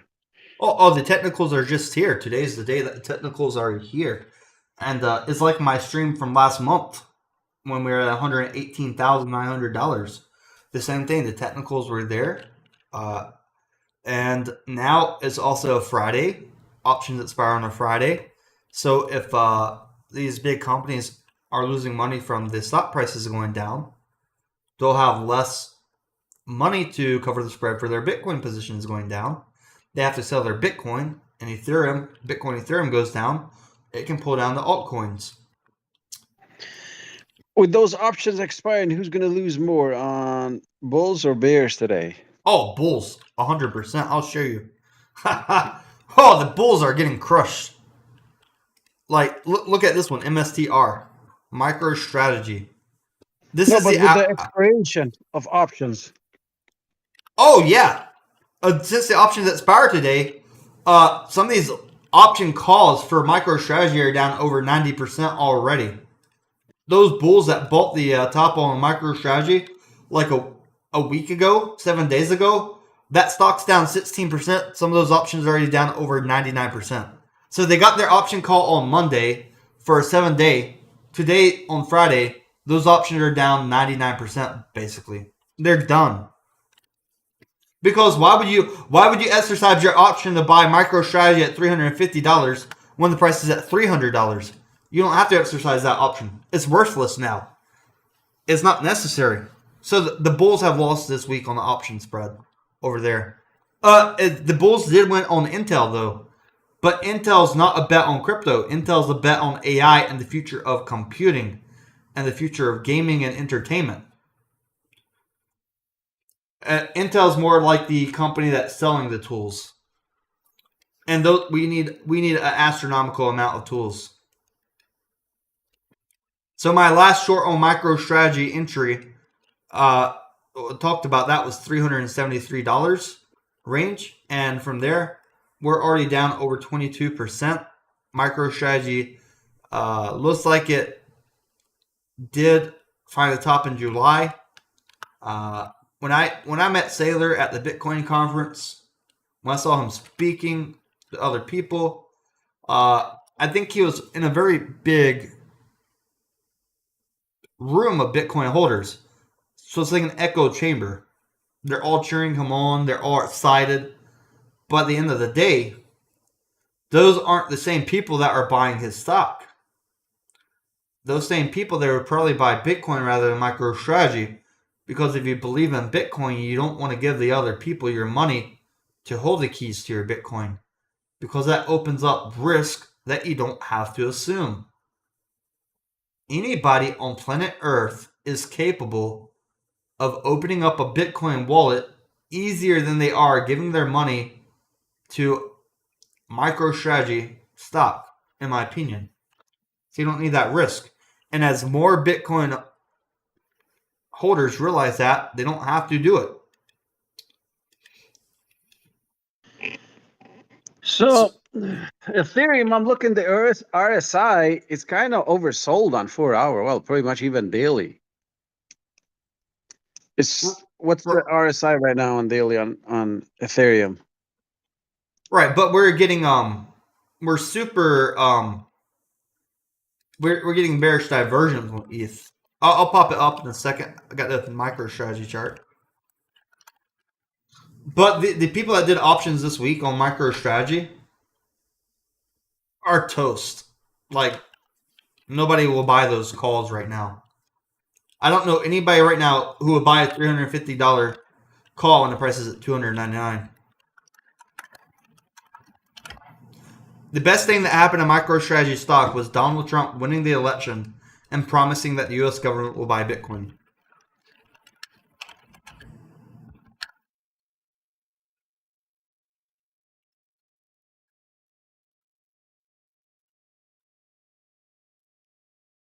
Let's see if my new Twitter account gets banned after I post this stuff about MicroStrategy. Last time I did MicroStrategy charts on Twitter and posted about it, my account was swiftly banned from the platform. The account was over 10 years old. Premium plus everything. If this account gets banned after MicroStrategy, I will never use Twitter again. Just everything YouTube and other platforms. If you look at the charts over here, oh yeah, that was a bull trap. You can 100% say that was a bull trap. They pushed it up with low volume and then dropped the price. Unfortunately. So you're asking me about RSI. You're asking me about the RSI Ethereum specifically. If I look at the RSI on the daily, it is oversold on ETH. But if you zoom it out to like the monthly, where you want to rebalance yourself, and you want to look at the monthly RSI. So there's going to be areas where that monthly RSI will outweigh that daily RSI. And when it happened before, when the monthly RSI was overbought in May 2021, before it got oversold again, we dropped 79% in 1 year, 365 days. When we were overbought on the monthly on March 1st, RSI, before it even started getting oversold, we dropped 66%. And where we are today, RSI is overbought on the monthly. So I don't care that oversold on the daily. I'm not taking that risk when the RSI is right here on the monthly. It just doesn't make sense to me.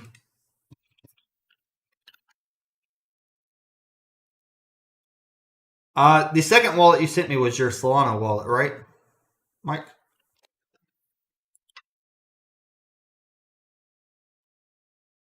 Let me double check here. Yeah. One was ETH, the other one's Solana. I have Solana on my phone. I'll see you in a little bit on the phone real quick. For my ETH wallet, I don't have access on this computer. So this computer is for streaming. My trading computer is separate.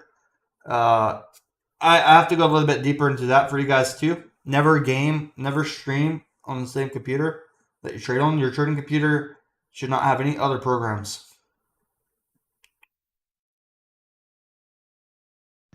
Yeah, agreed. I'm going to send you a little bit of a meme coin that was made about 10 months ago.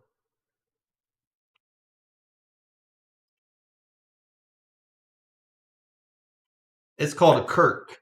It was made for Charlie Kirk about 10 months ago. I'm going to send you 500,000 of those tokens. It's 500,000 tokens is $32 right now. Oh, no kidding. They even made a token for Charlie. Well, this one was made before he died. This was a 10-month-old token. Oh, interesting.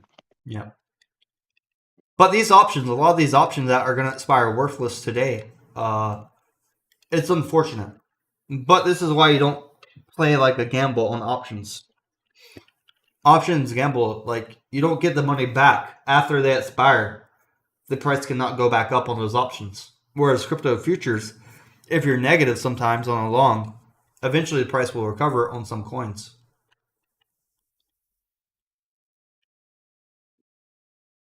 I am short. What are you talking about? The trolls have come back as well. They can't resist the channel. It literally says short up there. But yeah, guys, I think this is a bull trap. I think eventually we're going to come down those moving average on the broader time frames. I don't think the governments in the world actually printed enough money to push Bitcoin too far. I think we're actually trying to undo the damage of printing too much money. I think eventually America will try to tame the dollar.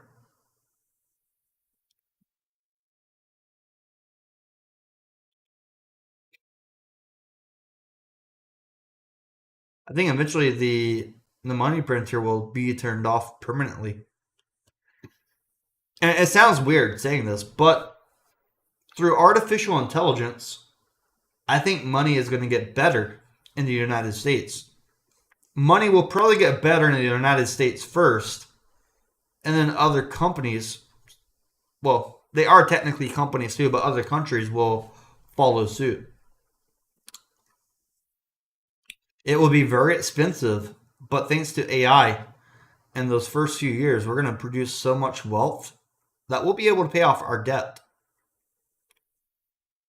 And it's thanks to corporations like SpaceX, Tesla, Meta, Oracle, Intel, AMD. Yes, these companies are going to make record profits over time, but they'll also be able to contribute to America's debt and help repay the money we owe, which will help undo the damage we've done with a money printer, especially during 2020. That money printer eventually sent Bitcoin to over $2 trillion market cap. If we can tame the US dollar, fix our spending through Elon Musk's Doge program, and eventually come up with a plan to stop printing dollars to devalue the hard work of Americans, then maybe it will take longer for Bitcoin to actually hit $1 million. But there's also the other side of the argument is that they're maybe use Bitcoin in that venture to help lower the US debt. Damn. Look at Bitcoin on weekly on Bollinger Bands. It is pretty tight, and previously it has dumped in previous Bitcoin. cycles. So I guess that's why you're short, huh? Ha ha! Well, that's not the only reason. I spent over 40 minutes this morning talking about why I would not buy Bitcoin here on this dip, or it's only a $9,000 dip from my last stream. Are you sharing the screen here in Discord, or are you just in YouTube? No, this is just YouTube. I probably could share it on Discord too. Let's see. I think yeah, I can put it on here.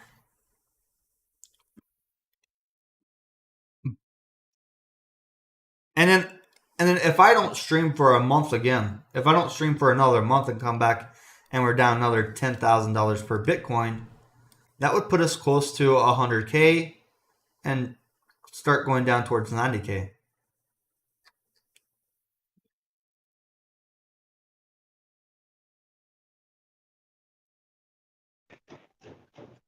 And then you'll take a long vacation. Plenty of money.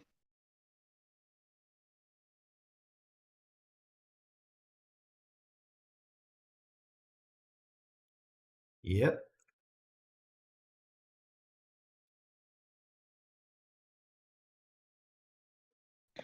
But still, in the short term, we should expect a bounce. No, that's why I said, should you buy the dip today? There is going to be bounces, but you have to be careful. Now, look at the Bollinger Band on weekly, the Bitcoin. That's what scares me, and you can compare it with the previous cycle. That little bit would be scary if it plays out as it did in previous cycle. Well, if we look at the weekly and we don't even look at any indicators, no indicator at all. If you were to look at any chart and you just measure the price from 2017 until now, is there any stock that you would go into right now that's up 2,500% that you would want to buy?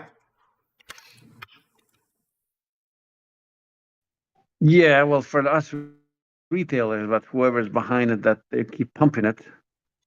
Or like the 2018 drop until here. Bitcoin's up 33 times. That means the people that put $1,000 before, you have to put $33,000 to get the same amount of Bitcoin. That's how late you are. Like this, if I just zoom out, no indicators at all, plain as day, you can see that this is near the all-time top. If I'm going to hunt for stocks or crypto, and I look at the chart first without an indicator on the big time frame, if it looks like this, I typically don't want to buy it if the market cap's over $10 million. It's okay if a chart looks like this and the market cap's under $1 million, like something newer. But if it's something that's been out for over a decade, you're at the all-time top. Your government is now investing billions of dollars into AI. You have private corporations investing over $4 billion into quantum computing, which will rival Bitcoin in terms of computing. That could potentially crack Bitcoin seed phrases. I mean, it doesn't get more dangerous than this buying the top when other sectors are not just competing with it, but they're making technology that can make Bitcoin obsolete. This would be like buying the top of American online internet. This would be like buying the top of Blockbuster, hoping that it would go higher before Netflix comes out. This would be like investing in a bookstore stock before Amazon comes out and starts shipping books worldwide. The whole quantum computer debate blows my mind away because people, the Bitcoin holders, act like it's not real when we have video evidence of these chips and seeing how they perform. That's crazy, though.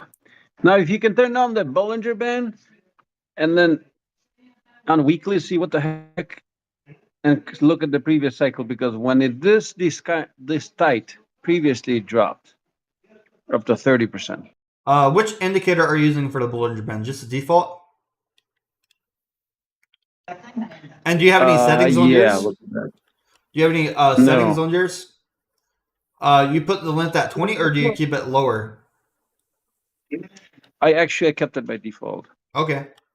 So if I look at on the weekly and we zoom in here with my other indicators, I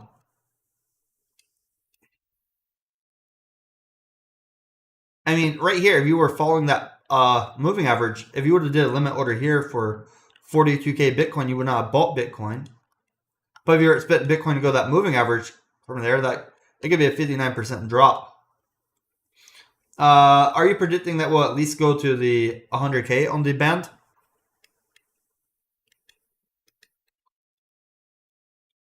Because every time we touch the band, it does increase that chance that we are going to go lower. Yeah. And if I zoom out here, last time this happened, when it was near the top of the band and come down. So for you guys who don't see this, for the style for the Bollinger Band, the red is going to be that upper. And from that Bollinger Band to my green block before, actually when it crossed into the Bollinger Band on the bottom side with my green blocks, that may have been the best entry that you could have gotten for Bitcoin for the last 3 years. So if that was the best entry you could have gotten, and your best take profit was after... That was your best call. I remember we were live that day when you called it.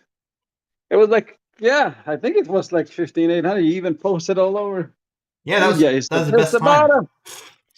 Dang, damn, you should have bought a lot too and hold it. I did, but I sold it early. Well, I did a lot of altcoins. And because of this time, this is what helped me get over that $1 million area. Buying here about 3 years ago, a bunch of altcoins and stuff is what really helped me get over that $1 million. Because at first it wasn't really growing that much, and then after year, like those alts sometimes tripled. But if you look at the Bollinger Band here, some people would have gotten out at 72K, which does make sense because after you hit the top... Look where it went down on both those. What was that when it went down below Bollinger Band? Look right here, 49K. Exactly. Look at how tight it was. Look at upper now, more higher. Yeah, this is, if I measure the spread here, it's 22% spread. So it's not as tight. Like Bitcoin just moves so fast that it looks tight, but this isn't tight. It is one of the tightest spots though.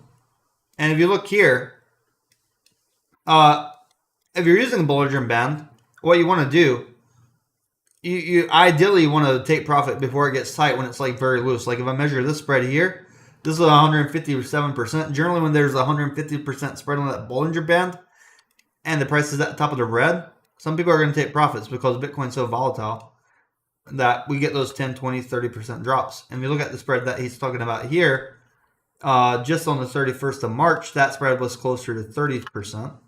And then today, we are actually getting here like less than 20% spread.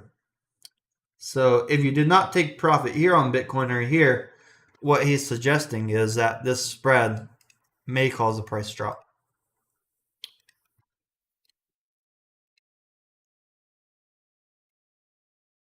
Right here. Yeah, because look at the April, what happened. It was tight like that too. And this is the tightest I think ever has been. Oh yeah, this is very tight. And if you combine that with how far we are above the moving average, oof. Another good strategy, if your Bollinger Band touches your 200 EMA, it may be time to take profit, like the lower part. Because if you were right here and you sold, and then you close your short after the candle wick under, that's good to take profit. But here, oh man, this is like a very scary area.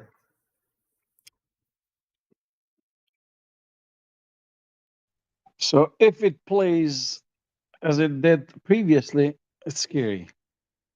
But it may not. It may go up, may go higher. I don't know. So the this is a Bitcoin weekly chart. So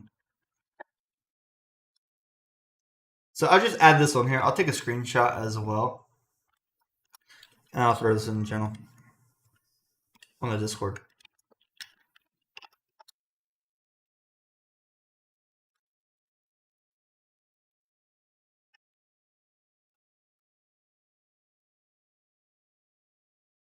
I don't trade with the Bollinger Band typically. I don't add it into my strategy because the things that make up the Bollinger Band are already used in some of my other indicators. And I think it's the Bollinger Band, the way it's built. There are some people that use it and only use that. But like my green block indicator, the moving averages, the RSI, the Bollinger Band can react in those areas. There's some areas like if you would have bought Bitcoin after it touched the bottom of the Bollinger Band, could have been some very good entries. So it would be worth investing time studying Bollinger Bands and adding it to your trading strategies. I just don't do it because my other indicators, it's already there. When I was doing the 40K prediction on Bitcoin, we only went to 49K on most exchanges. The Bollinger Band bottom was at 42K, 40,670. So some of those traders, like it's still a risk. Like if you were long on Bitcoin, you definitely didn't want 40K for your liquidation.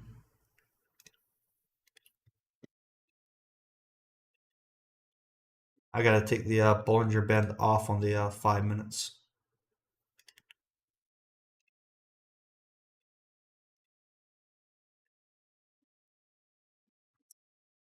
Wow.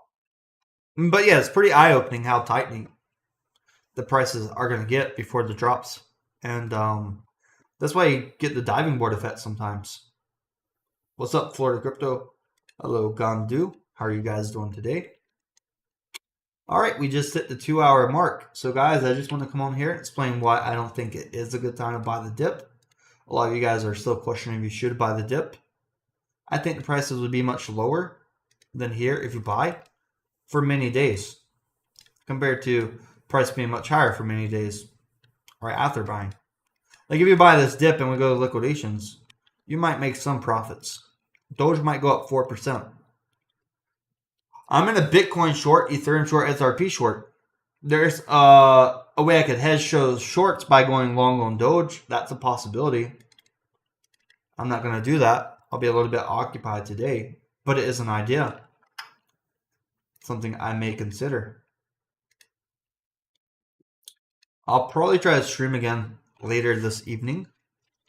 Like, I want to look at the options, how they ended the day, and I'll get that data later after market close. If you guys are trading and want to share some screenshots or anything with me, you can email the tametheark@gmail.com. Send your screenshots of your trades or stuff there. I'll reply. Probably won't reply instantly though. Now I'm trading on WEEX for the crypto futures. But yeah, if you have any questions, email me. I usually reply to every email if they're reasonable.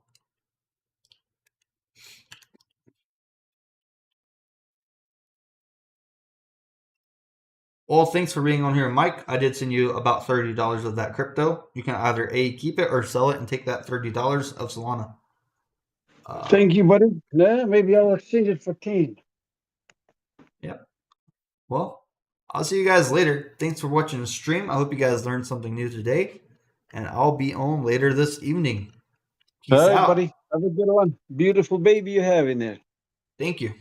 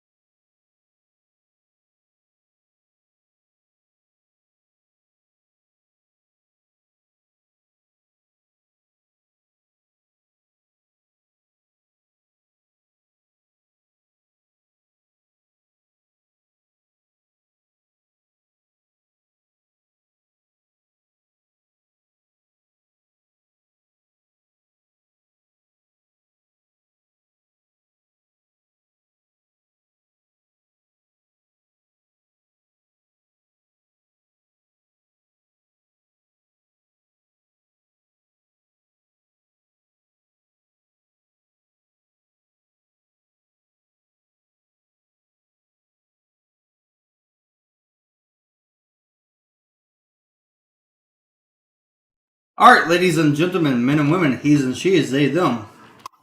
I am back. What's happening? Let me hop in the Discord voice channel.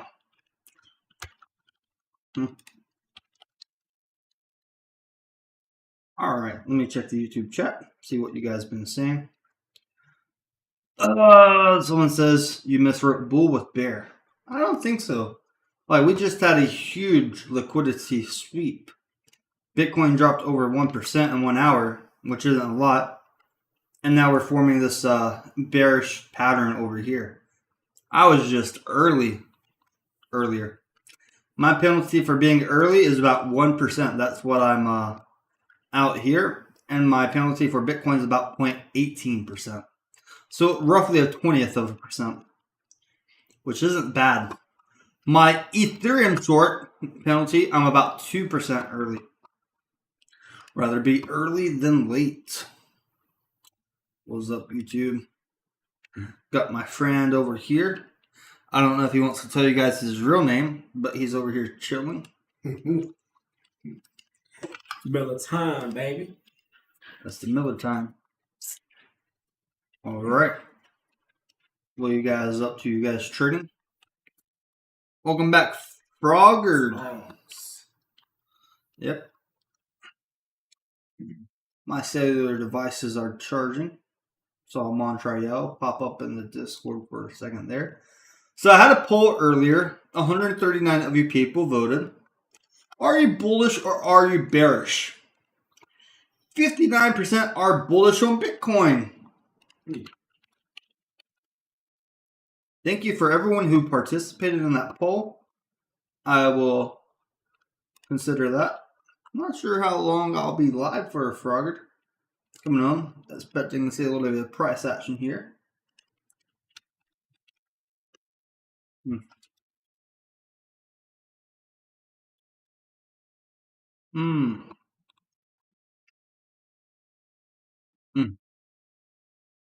Yep.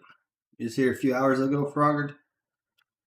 So up here, we are getting into overbought territory again. Coming back down, we have this bearish pattern for Bitcoin here. Usually, when you see a bearish pattern like this could become a bear flag, and then we could bleed under for these liquidations. So, it's a little bit scary. That is definitely the right shoulder now for Bitcoin. So I'm going to draw the red block up there for Big Daddy Bitcoin. Got the red block for Dogecoin. I wonder if that's the pump that I needed to short Doge. What do you guys think? Should I short Doge, yes or no? Yes. Guys, talk fast. Should I short Doge? Yes or no? I think I might short Doge.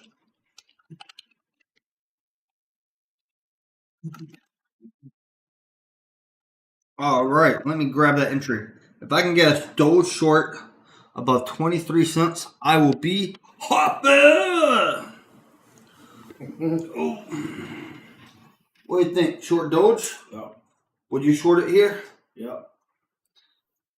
All right. Hope Elon don't tweet right after I enter a short. What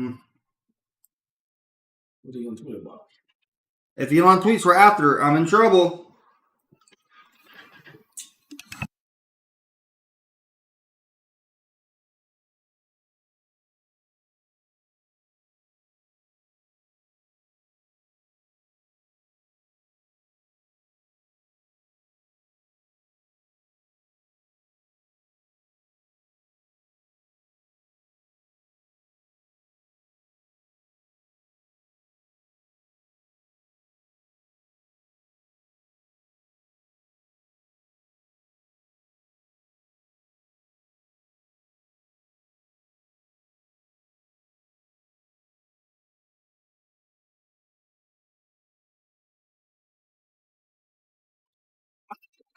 Got my entry on Doge.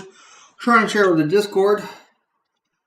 All right, let me put it in Discord. Got my Doge entry. Got my Doge short. Hope Elon does not tweet.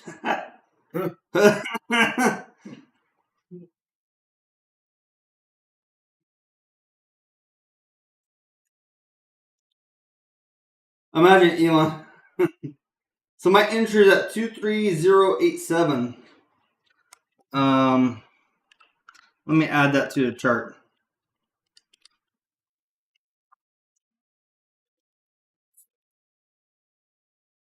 So it's about 231. I should have rounded it, honestly. There we go. So I got the Dogecoin short a little bit later than the other shorts.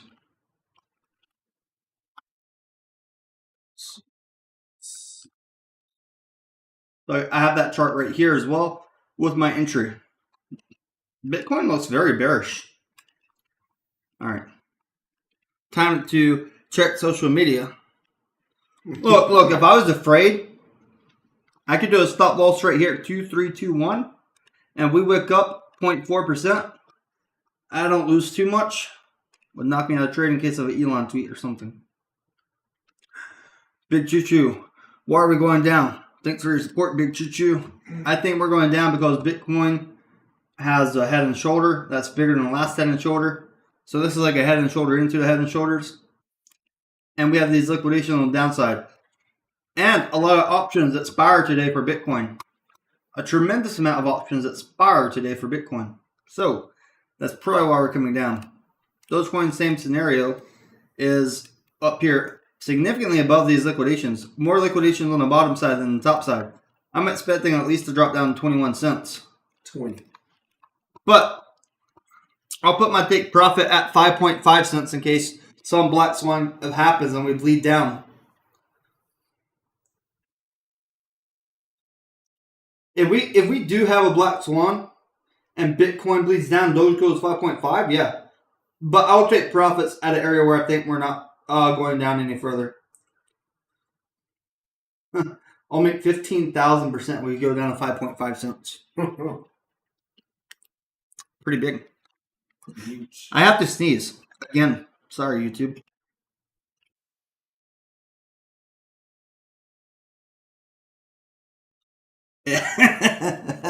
I had to sneeze. It happened earlier. At the very beginning of my stream, I had to sneeze also. Yeah. I don't have the air purifier plugged in right now. And wow. So let me check the coin glass liquidation in the past hour or so.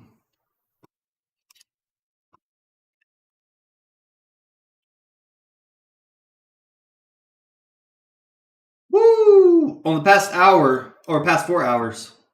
What is this? XPL. You ever trade XPL? Oh. I might be onto something. Well, those liquidations. It liquidate more than other stuff. 5 million. Oh, it's on here. Look.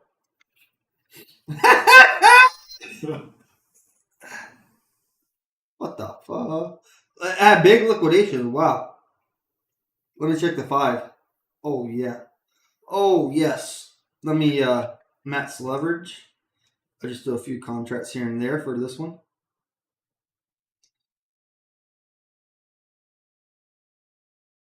Give it to me. Oh, man, this is interesting. I never heard of this coin until I saw it right here.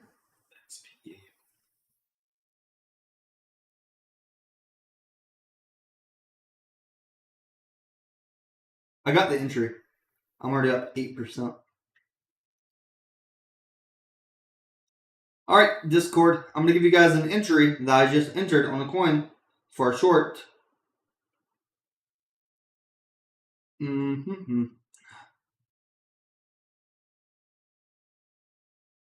Wow, Discord. This is very interesting entry. I will say that. And yeah, I'm shorting SPL.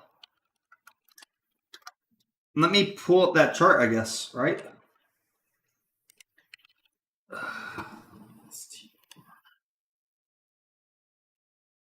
Like, look at this thing. Like,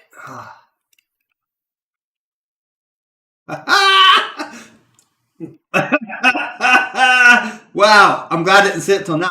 I'm sure I would have shorted it right here if I I would have shorted it right here at 82 cents if I didn't see this chart till now. Yeah. My entry is 117.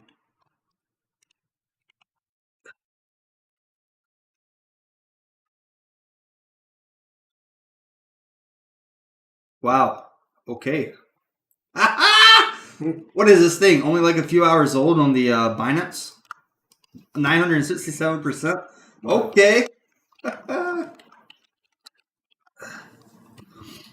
Jesus Christ.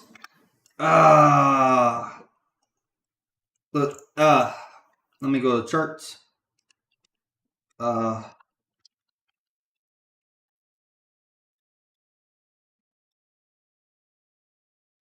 Man, isn't that crazy? Jesus Christ. Now I got to go to Twitter, right? And then see what XPL is all about. Oh, let's find out what people are saying on Twitter.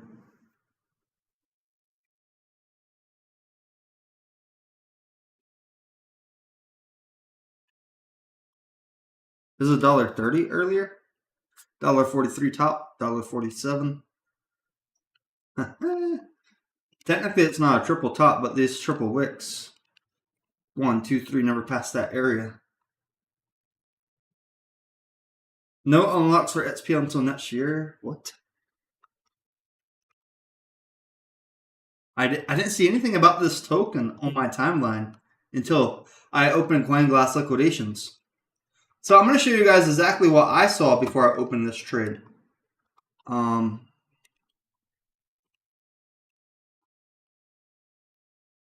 So I saw this before I opened the trade. Oh man. Sorry, YouTube.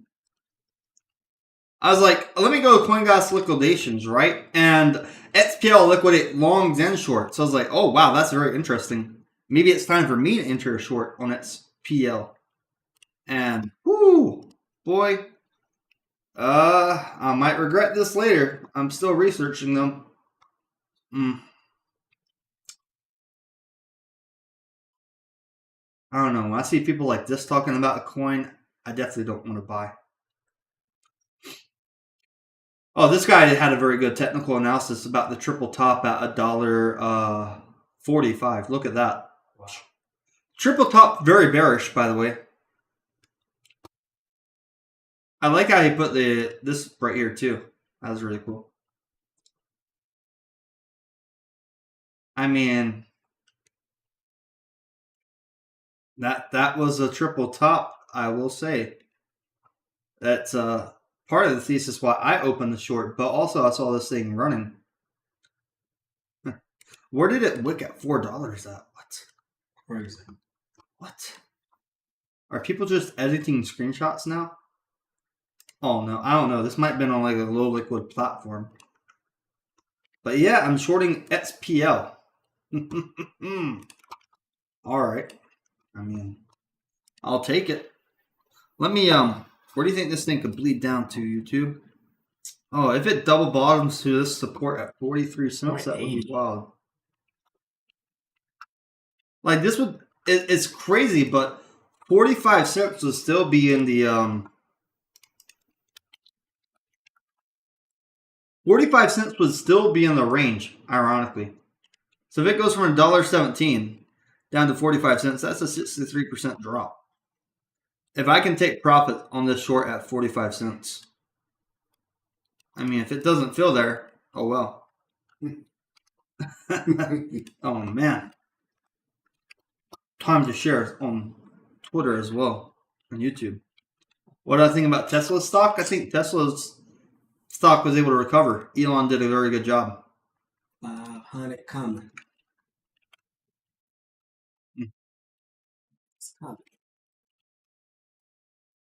Elon did a very good job when some politicians were betting his stock would go down.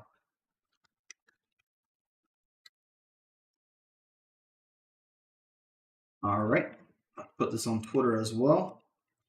It must feel bad for Elon. He spent $45 billion on Twitter to rename it to X, and people like me still call it Twitter.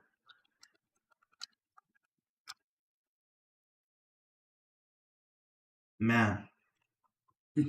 I wonder if they're going to make like a God candle on this token. If I look at these candles, like the volume fell off, right? If volume is falling off, the hype is falling off, and then people are going to sell, and it should dump, theoretically. I'll come back to this chart in a little bit. Volume's already lower and down. Like our last 5-minute candle, or last hourly candle is only 19 million volume. Let's go back to the big boys. All right, so my thesis right now is that Bitcoin completed this head and shoulders and will probably drop down.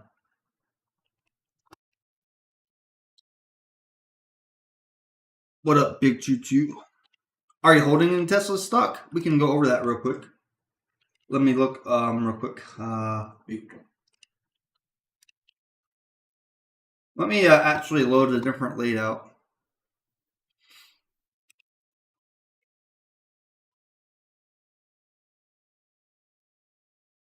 So if I look at the Tesla stock, and I look at Tesla on the weekly, oh boy, I already had the name up there. So if I look at Tesla on the weekly, right here, I have to turn on RSI and MACD, but we are getting in overbought territory. We're not at double top, but we're near there, and we may fill that double top at 486. I did have red blocks from the 435 up to 486 and back down to 429. Since the red blocks, we dropped 49% in 76 days, down to $215. But from there, from that drop, we're up over 100% in 175 days. I like Tesla. I like Elon Musk. But for what it is on this weekly, these indicators, maybe a little bit time to sell a little bit of Tesla from the technicals. So Tesla price just go up is good for Elon sometimes, but when he needs that compensation package and everything, right? If Elon wants to have more ownership of Tesla, he'll need the price to go down.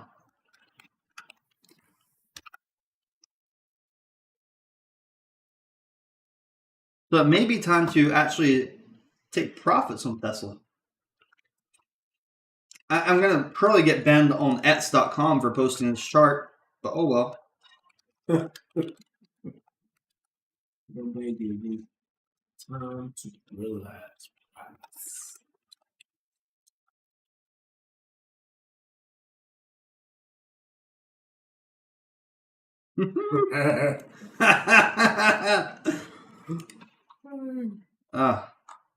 Wow. But I thought the 4 hour would be like ETH and Bitcoin. No, ETH is still like number one liquidating, by the way. So in my opinion, you probably don't want to buy Tesla right here. If you already own it, you might want to sell.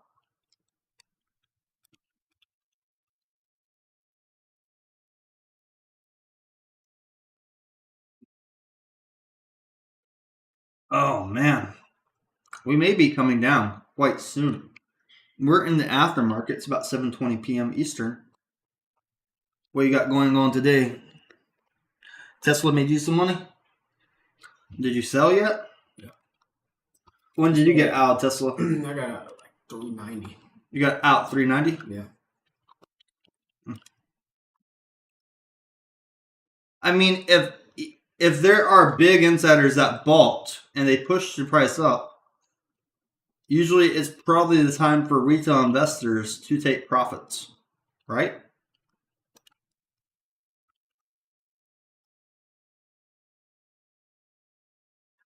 Oh, this stand went from 8.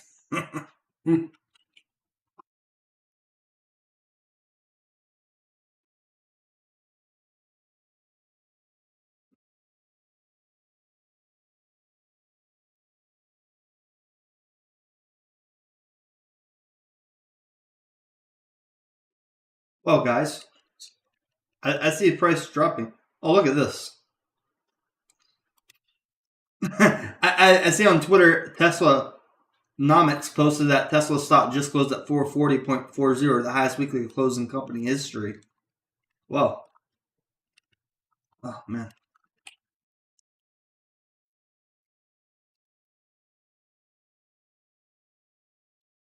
I mean, when people are celebrating the top, you should be selling.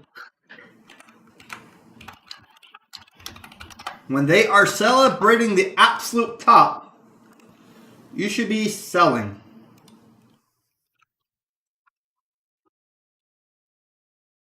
I'm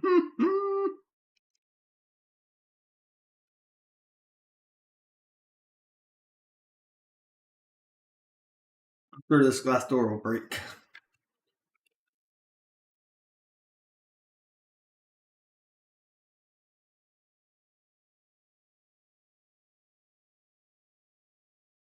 Wow.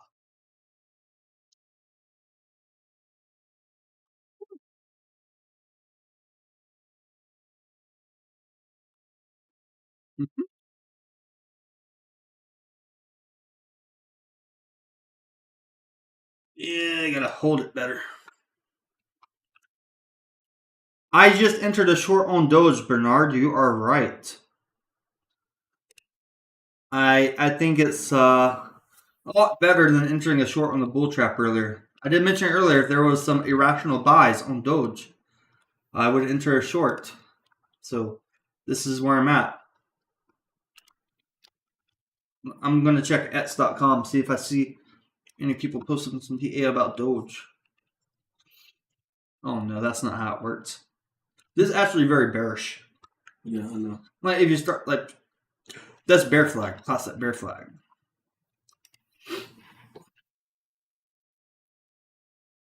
I don't think this is accurate at all. Right? Right. Like what kind of chart is this? People are making up charts at this point, putting prices in the wrong spots.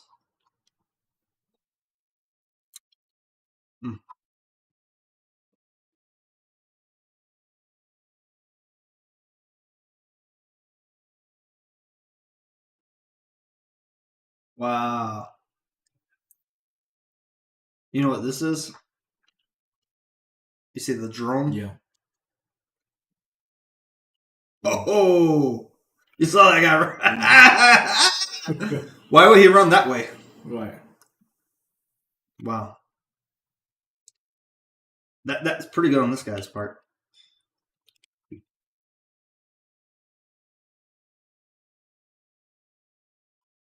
Okay, top signal.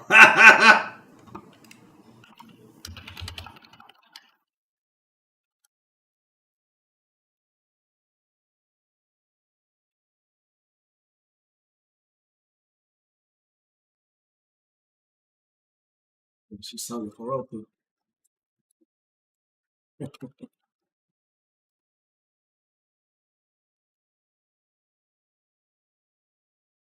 Selling for Roku. Man. How old is that clip? Is anybody here shorting Bitcoin, Ethereum, Doge, XRP, any of these cryptos? You may be right. Dogecoin could go up. I just entered my position a little bit early in case that it goes down.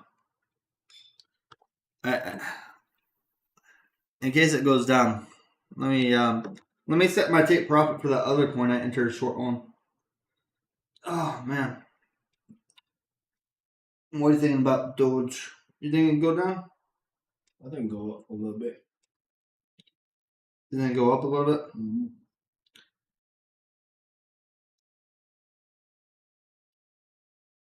We're gonna take profits. Look at that bull trap that I drew earlier and then price ran. A little bit. Dogecoin 3%. Bitcoin went up over 1%, but still only up about 0.5%. So if they're in this bull trap range and retail starts buying and market makers start dumping, we're going to have a very long night. They'll probably start dumping it when people start getting sleepy. Told you.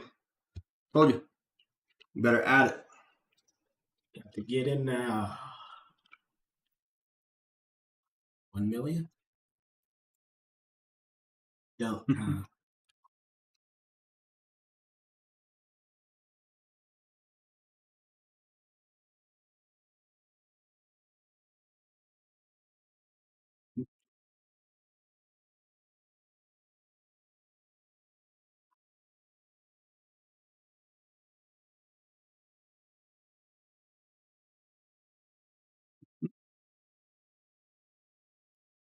So I wish X.com had like a filter where you could block everything political and everything cultural and only allow people like me to see charts and technical analysis in coins, cryptos, stocks.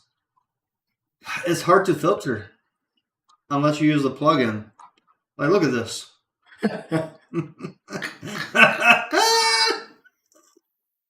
No. Oh, God, this guy.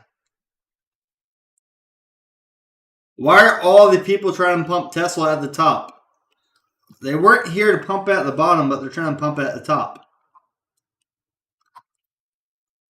You're going to get raped. Seen it too many times. I see too many posts on social media today talking about Tesla closed at a weekly high. Wow.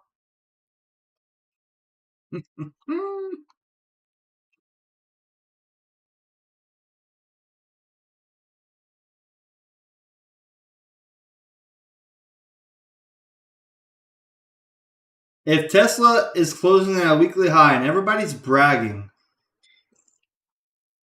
and happy, maybe it's not the worst time to sell some of your position. Oh, this is horrible. Oh, social media. Oh, that's me. That's my chart. Am I the only one? Let me see.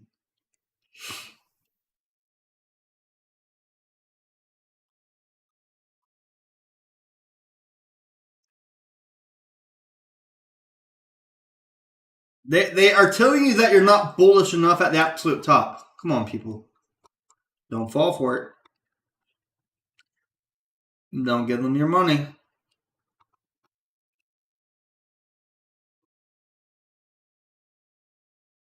I entered a short on this coin earlier too. XPL.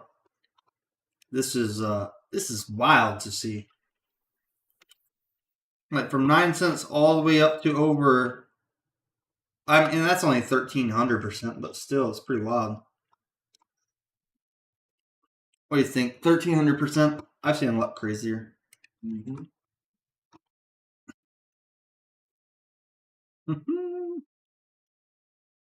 This guy says bears always lose.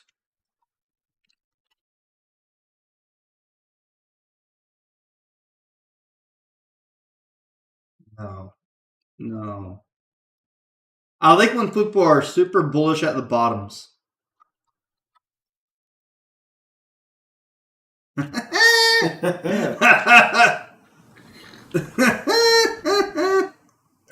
Never gonna have to. I can't buy a Tesla. I can't buy a Tesla. Elon, they censored me on his platform on my other Twitter account, my main Twitter account, so I can't buy a Tesla. Don't worry, they have other EV vehicles.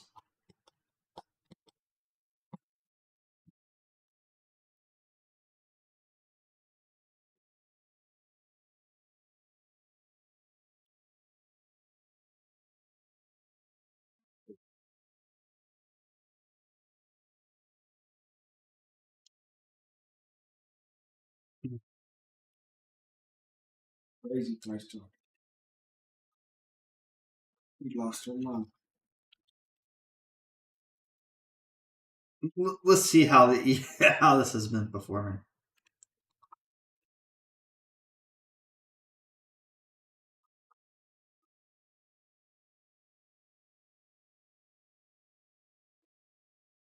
They're really gonna make me use the AI.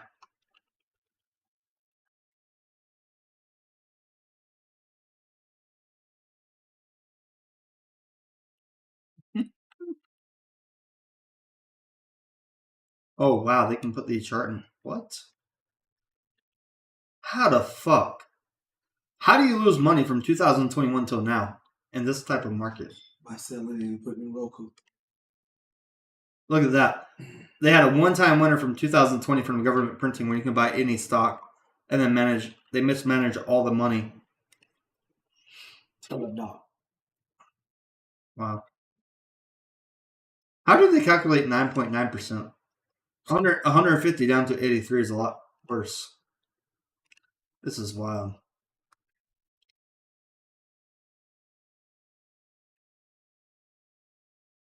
I have to look at.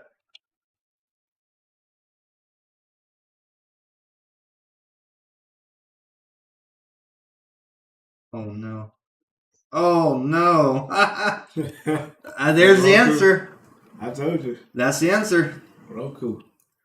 That's how ARK Invest lost their money. Intellidoc.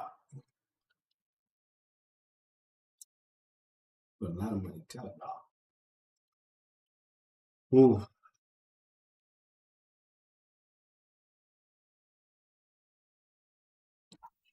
Man, Twitter's full of like political stuff. Now I have to scroll more frequently to see charts and crypto and everything now.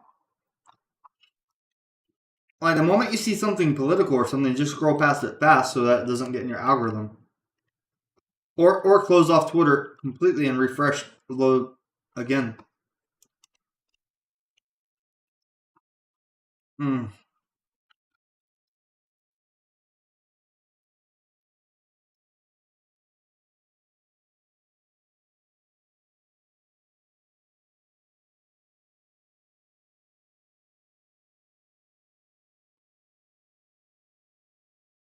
So my take profit on this Doge short sounds weird, 5.5 cents.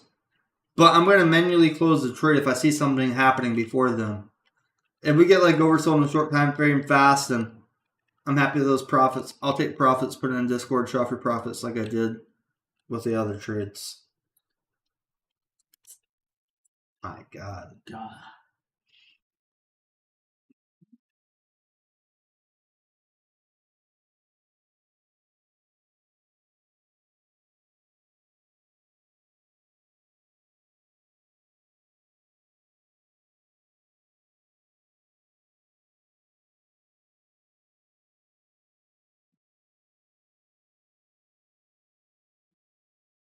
So I'm shorting everything that you see on the screen here. I'm also shorting XPO. I'm not shorting Tesla, but I do think Tesla is in a great area for people to consider taking profits if they want to take profits. What do you think? Profits. When's the last time you've been in a Tesla? 3 years ago. 3 years ago? I haven't been in a Tesla in a... Tesla. It's a why? I'm trying to remember the last time I was in a Tesla. Probably not that long ago, but still. Test drove.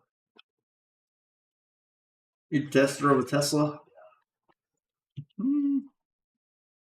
I bet they had that thing fully charged before you did the test drive.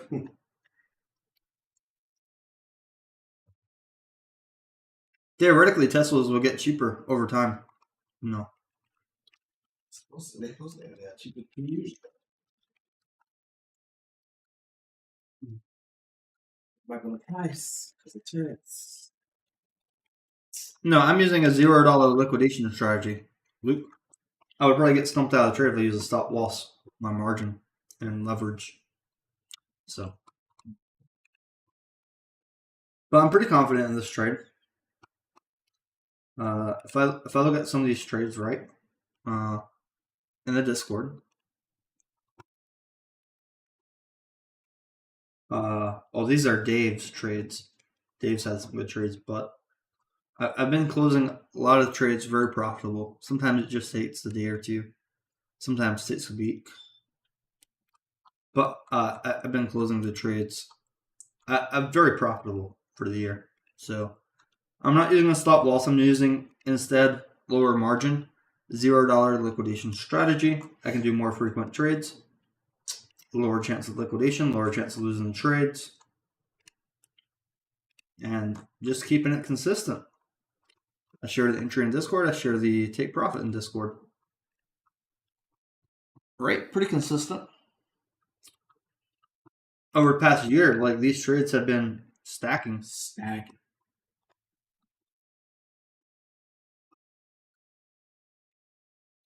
How many views did we have today? Almost 1,000 views total. Not bad. It's been live for about 10 hours. But guys, honestly, we are closer to the top than we are to the bottom, so it's okay to be a little bit bearish. We are very close to the all-time high on Bitcoin compared to the all-time low on Bitcoin. 15,000 for me right now. Yeah. Yeah. Make it free. Bring your laptop out. You know this?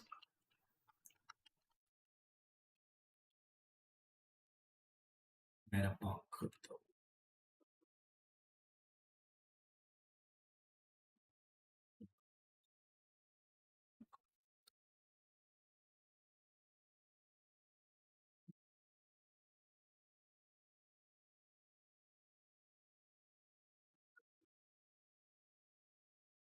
I don't think it's the same. This looks horrible. Oh, it's horrible.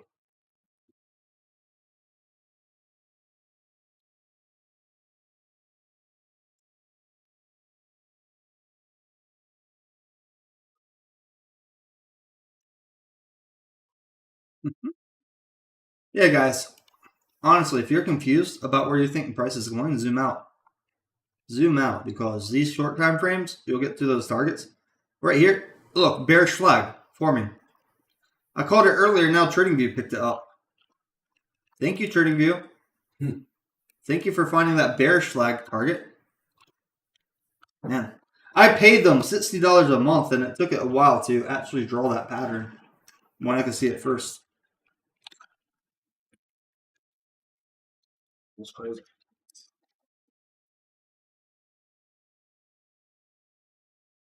Finally, like in my screenshot earlier, it wasn't here yet. You see, I had to draw that.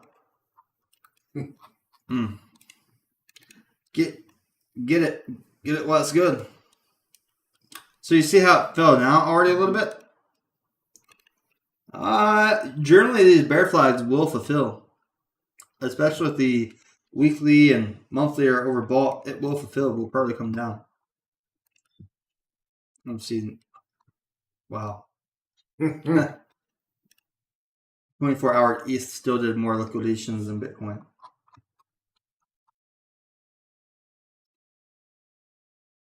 Someone else.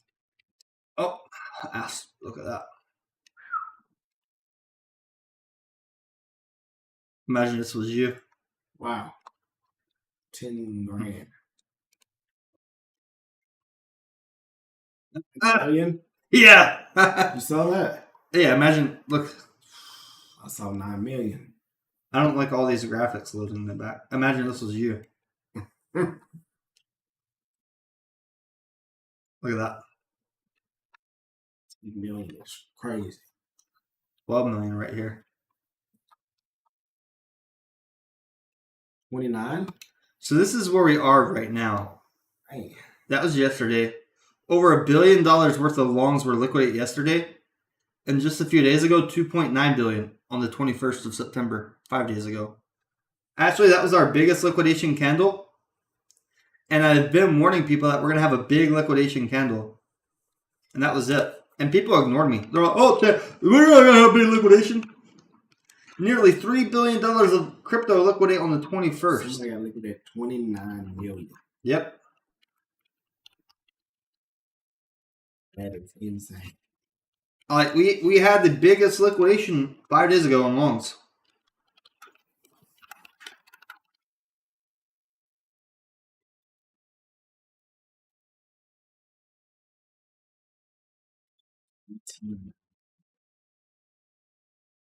Wow. If you look here, look at that. Over $2.9 billion.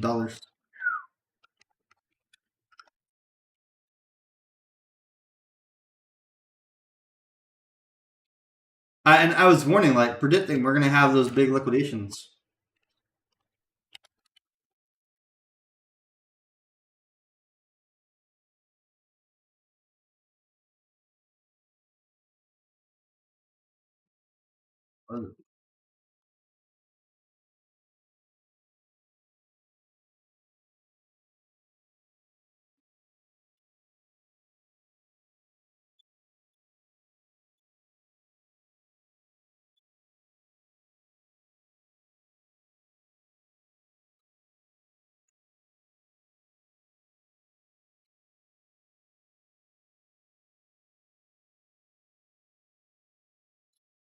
Woo! That's a big one. You guys want to see? I'll show you YouTube. Look at that. Look at that. Over $2.9 billion of liquidations only on longs on the 21st of September. That's the biggest day of liquidations. And after a period like that, that usually starts the beginning of the bear market. That's a lot of money that the bulls lost. The bulls lost more money there than any other candle before. They lost more money there in perspective of liquidations than the day that FTX went bankrupt. But to be fair, the $9 billion plus that FTX stole from their clients, that was very big. But I'm just talking about liquidations. We never had a candle like this before, this big. And it happened. Isn't it crazy? It's crazy. Yep. 29 million. He got to be sick. Got to be sick. Yeah. Yep. That they went long at the top. Oh, it'll get bigger soon. Like, yeah, if you look at the longs to short, mostly longs are getting liquidated. If we just look at Bitcoin, or let's do ETH. ETH is the one giving a lot of liquidations right now, too. 19 million, 12 million, 6 million. Ah. Yeah, so very nasty liquidations. And it's going to get bigger. One day you're going to log on. We're going to see a liquidation candle for over $7 billion. And you're going to say, what happened? You're going to say, what happened? I'm going to add that in the Discord as well.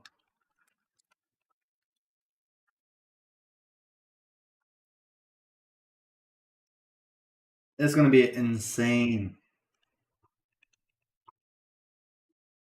People are forgetting that when the North Koreans hacked Bybit for over $1 billion worth of ETH, and then they laundered it, what do you think happened to the people that bought that cheap Ethereum? You think they're just holding it? No.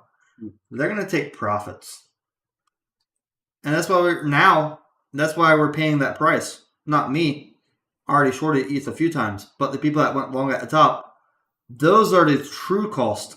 Those are the people that are suffering the most because they bought the top and then they got the big liquidations after. Rigged. Yep. She got fucked. Well, guys, just wanted to jump on here. Give you guys a little bit of heads up, a little bit of feedback. Some more lifesavers. I think so. Well, it's probably an institution. Man, my crystal grew outside.